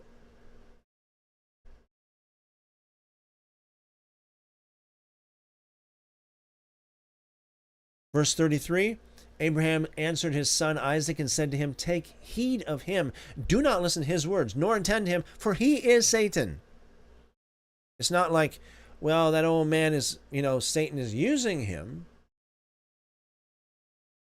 Or, Satan is influencing him, or Satan is, he's a vessel of Satan. No, Abraham said, for he is Satan. Again, this reminds me of the Gospels, the Synoptic Gospels, where Jesus spoke to his disciples about being crucified, And again, Peter says, "Oh, far be it from you to be no, no, don't be crucified there, Jesus. No, that's a horrible death. No, we don't want you to be crucified. That would be a horrible thing." And Jesus turned to Peter and said, "Get behind me, Satan." It's like he called Peter Satan. Here, Abraham is calling that young man Satan. For he is Satan, endeavoring to draw us aside from the commands of God. The commands of God, again, crucify. Offer as an offering, a sacrifice. Verse 34, Abraham still rebuked Satan, and Satan went from him. And seeing he could not prevail over him or over them, he hid himself from them. And he went and passed before them in the road. And he transformed, shapeshifter, Satan, transformed himself into a large brook of water in the road.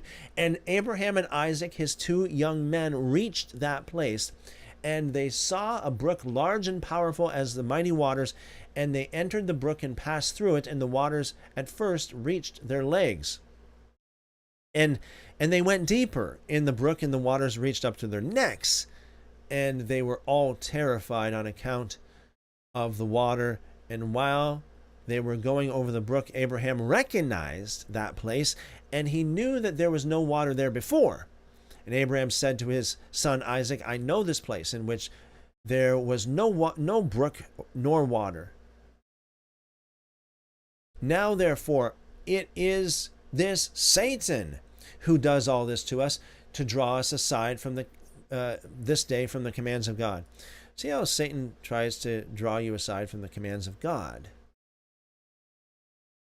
Now, whether this is literal or figurative, I do think this is good and in line with the rest of Scripture, in the sense that Satan always will put stumbling blocks in the road for you. When you go to offer yourself, or quote unquote, when you go to deny yourself, when you go to the way, when Satan hates the cross, he hates you making an offering to the Lord.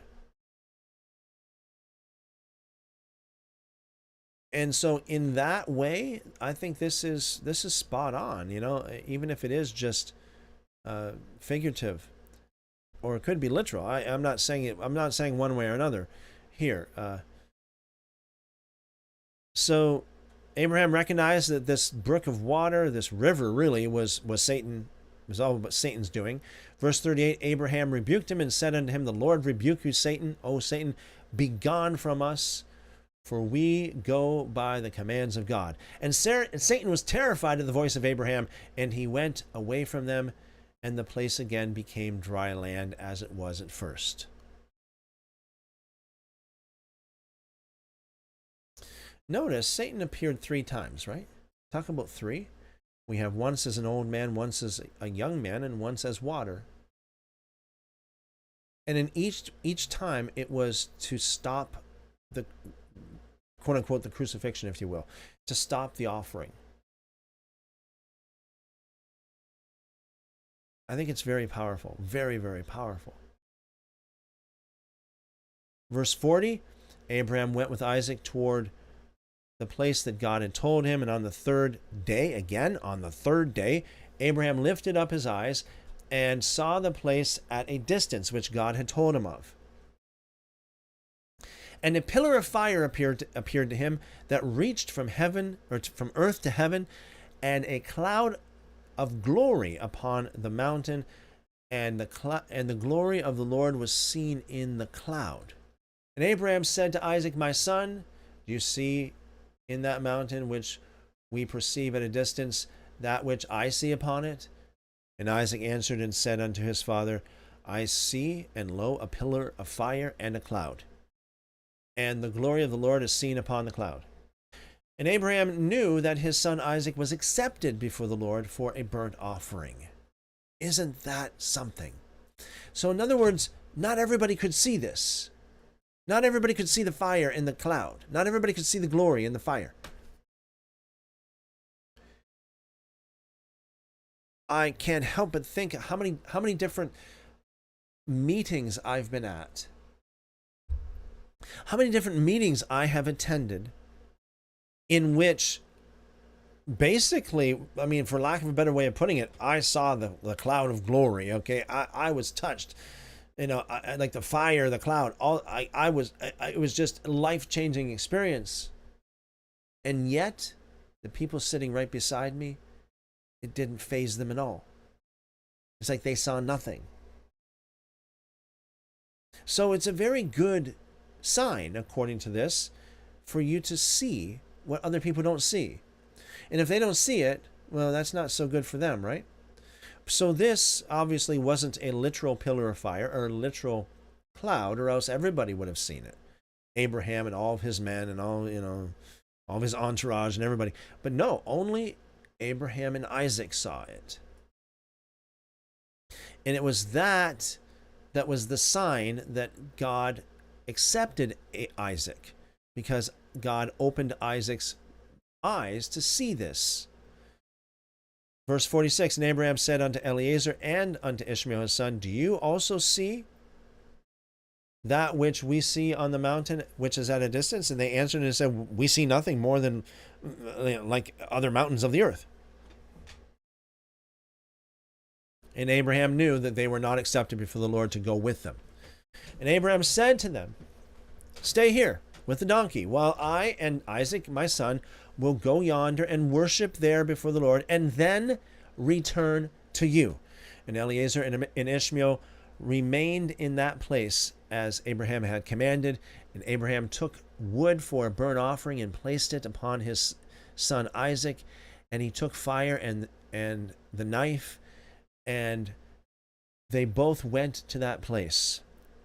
And when they were going along, Isaac said to his father, behold, I see here the fire and wood, and where then is the lamb that is to be the burnt offering before the Lord? And Abraham answered his son and said, the Lord has made choice of you, my son, to be a perfect burnt offering instead of the lamb. And Isaac said unto his father, I will do all that the Lord spoke to you with joy and cheerfulness of heart. And Abraham, see, that reminds me, what it says Yeshua endured the cross with joy.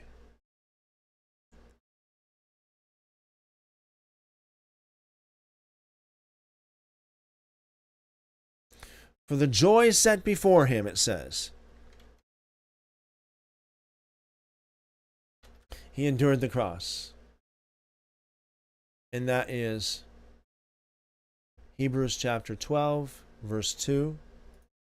Looking unto Jesus, the author and finisher of our faith, who for the joy that was set before him endured the cross, despising the shame, and sat down at the right hand of the throne of God.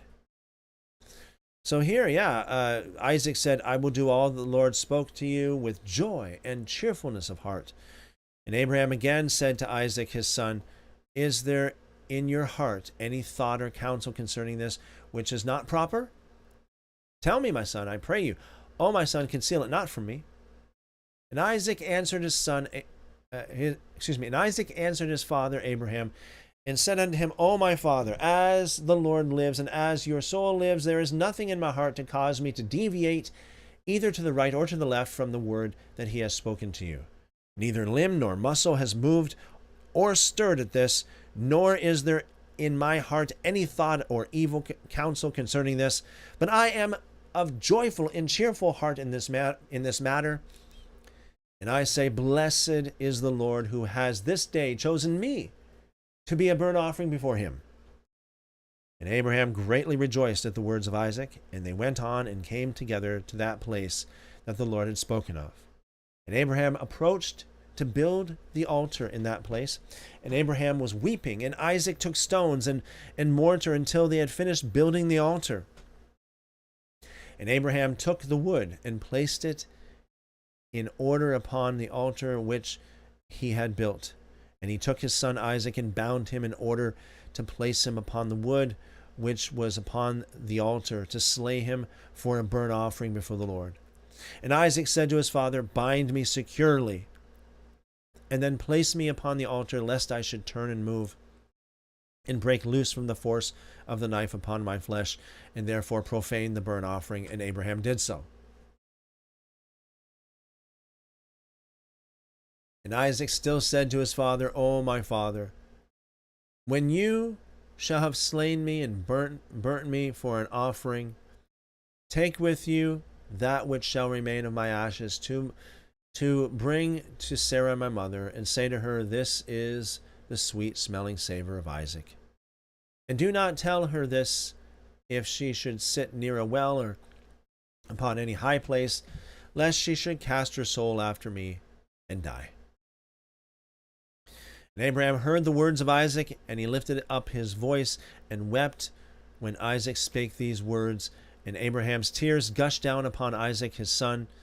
And Isaac wept bitterly, and he said to his father, "Hasten now, hurry up, O my father, and do with me the will of the Lord our God, as he has commanded you." And the hearts of Abraham and Isaac rejoiced at this thing which the Lord commanded them. But the eye wept bitterly because the heart rejoiced, or while the heart rejoiced. Keep in mind, it says in the scriptures, Isaac, that it pleased the Lord to bruise him. It pleased the Lord to bruise him. Verse 16:4, and the hearts of Abraham and Isaac rejoiced at this thing which the Lord God commanded them, but the eye wept bitterly while the heart rejoiced. And Abraham bound his son Isaac and placed him on the altar upon the wood. And Isaac stretched forth his neck upon the altar before his father. And Abraham stretched forth his hand to take the knife to slay his son as a burnt offering before the Lord.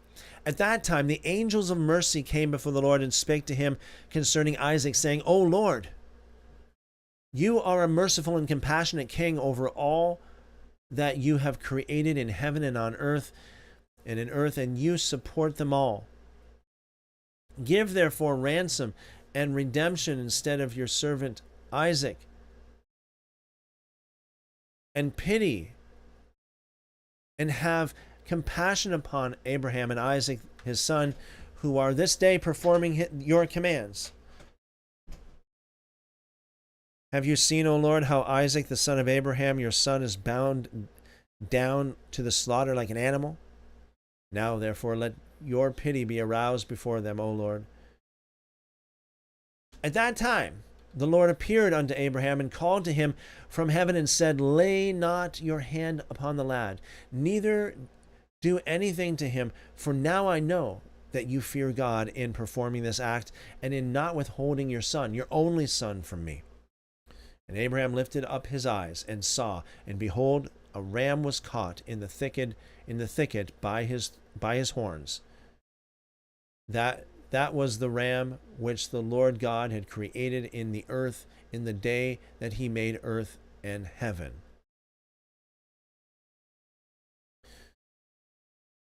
For the Lord had prepared this ram from that day to be a burnt offering instead of Isaac.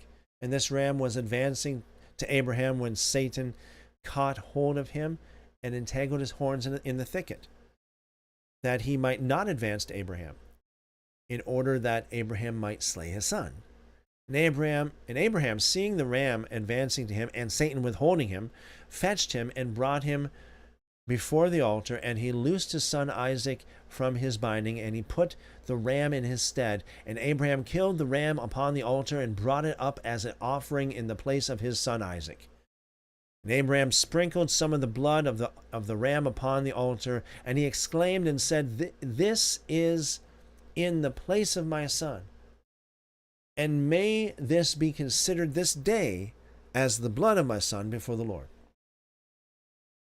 And all that Abraham did on this occasion by the altar, he would exclaim and say, "This is in the room of my son, and may it this day be considered before the Lord in the place of my son." And Abraham finished the whole of the service of the altar, and the service was accepted before the Lord, and was accounted as if it had been Isaac. And the Lord blessed Abraham and his seed on that day. And Satan went to Sarah and And Satan went to Sarah, and he appeared to her in the figure of an old man, very humble and meek. And Abraham was yet engaged in the burnt offering before the Lord. And he said unto her, Do you not know all the work that Abraham has made with your son, your only son, this day? For he took Isaac and built an altar and killed him, and brought up him as a sacrifice upon the altar. And Isaac cried and wept before his father, but he looked not at him, neither did he have compassion over him.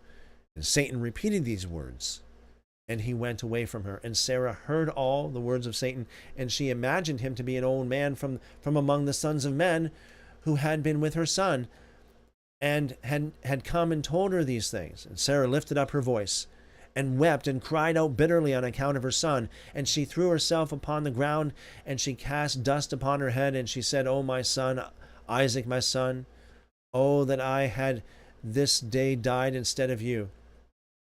And she continued to weep, and said, It grieves me for you, O my son Isaac. Oh, that I had died this day instead of in your stead. And she still continued to weep, and said, It grieves me for you after that I have reared you and have brought you up. Now my joy is turned into mourning over you. I that had a longing for you, and had cried and prayed to God till I bare you at 99 years old. And now have you served this day for the knife and the fire to be made an offering. But I console myself with you, my son, in it being the word of the Lord. For you did perform the command of your God. Who can transgress the word of our God, in whose hands is the soul of every living creature? You are just, O Lord our God, for all your works are good and righteous. For I also am rejoiced with your word, in which you did command. And while my eye weeps bitterly, for my heart rejoices. And Sarah laid her head upon the bosom of one of her handmaids, and she became as still as stone. She afterward rose up and went about making inquiries till she came to Hebron. And she inquired of all those whom she met walking in the road, and no one could tell her what happened to her son. And she came with her maidservants and menservants to Kiriath Arba, which is Hebron. And she asked concerning her son, and she remained there while she sent some of her servants to seek where Abraham had gone with Isaac. They went to seek him in the house of Shem and Aber, and they could not find him.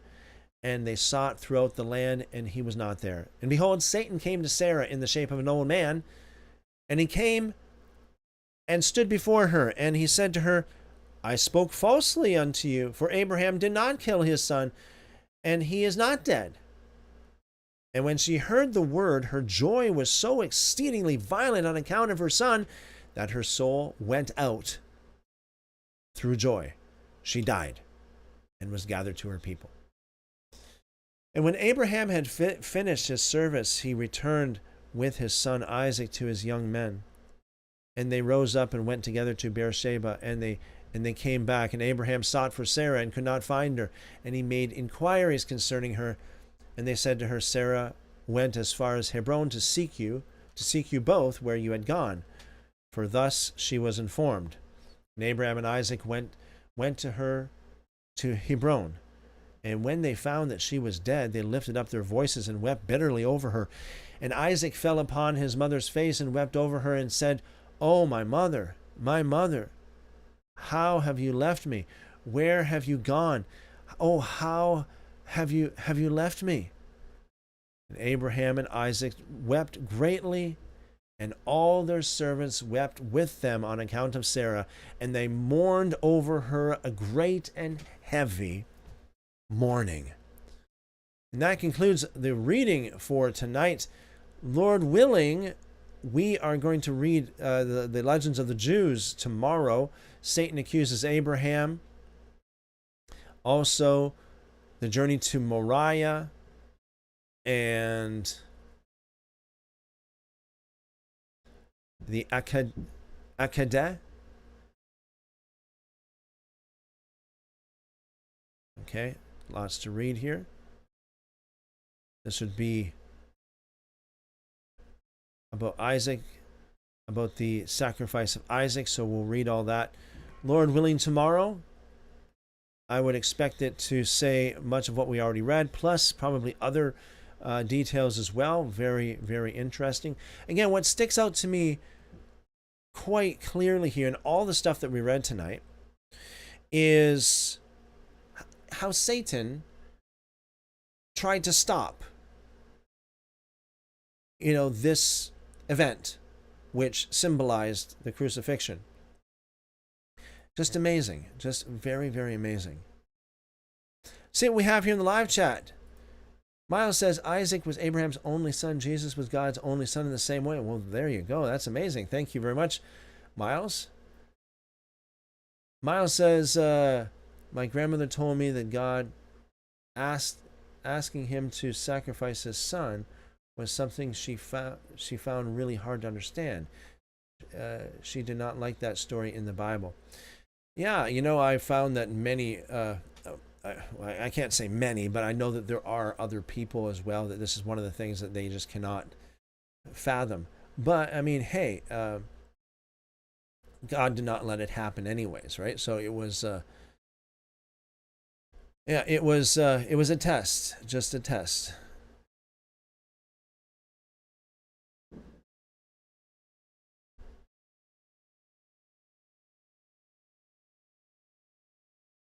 Hubert says he wasn't weeping. Maybe you're talking about Isaac. Yeah, that's amazing too. If that's, correct me if I'm wrong, but I think and this is in the context of Isaac. Yeah, that's amazing as well. Yeah, I find Isaac, this story presents Isaac as very similar to Yeshua, very humble and willing to do willing to do anything, for obedience to the Lord. As it says, it reminds me of another passage here from the New Testament.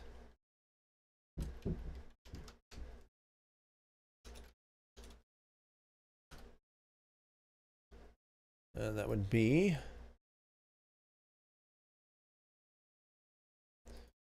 I think it's Philippians. He humbled himself and became obedient to the point of death, even the death of the cross. Yes, that's Philippians 2:8. 2:8. Yeah, so isn't that interesting? Really, really good stuff here. And how many Christians, they go to church and they've been going to church from all their life and they never hear any of this stuff. You never ever hear any of this stuff. Or they never even, they're not really moved to study this kind of stuff either. So we're getting into stuff that a lot of people don't know about. All right, yeah. So if you haven't already, please leave a like, subscribe, and follow. And Lord willing, we'll be back tomorrow night, same time, same place, to continue. So we will read, as I said before, the Legends of the Jews, the story of the sacrifice of Isaac, and then continuing, wrapping up Genesis 22, and Lord willing, getting into Genesis chapter 23 as well. I'm just looking at this, Genesis chapter 23, verse 1 and 2. It doesn't really say why or how Sarah died, right? So it doesn't really say how or why Sarah died, but as we read as we just read here in the book of Jasher, take it for what it is, if this is really what happened, but there's nothing else to tell us any different, really. So very well could be. I mean, maybe there's some truth to it anyways. If not, maybe it's all true. I don't know. But it seems to kind of go. It falls in place, right? Like the story of the sacrifice of Isaac, and immediately after that, Sarah dies. So, hey, maybe it could be what the book of Jasher is saying here. It's actually, what happened. Yeah. So Miles says, yeah, thanks. Yeah, good stuff. Well, thank you again, Miles. Blessings, blessings. Yes, good to see you. Okay, so once again, if you haven't already, please leave a like, subscribe, and follow, especially if you're listening to this on the other platforms. I am on multiple platforms at once. If you have any accounts on Kick, Facebook, Twitch, Rumble, DLive, YouTube, TikTok, make sure you go over to whatever. If any of those platforms ring a bell to you and you actually are active on any of those platforms, go on over to those platforms. Look me up over there, Christopher Enoch. You'll find me. It should be the first thing that pops up. At least I hope it is. And make sure you got me over there. Make sure you got me on your list there. Randy says, thank you, Christopher. Thank you again, Randy. Blessings, blessings. Good to see you as well. Seek the Lord says, concerning the poll, if you decide to debate, you should agree upon rules beforehand. Yeah, I agree. Seek the Lord. Yes. Seek the Lord is referring to a poll that I posted for the members. I don't know how far that will go, because that particular person, Seek the Lord, just saying that particular person has to agree to the rules of the live chat before he even comes on the live chat, which he's supposed to agree to it, but in my opinion, he didn't really follow those rules anyways. So yeah.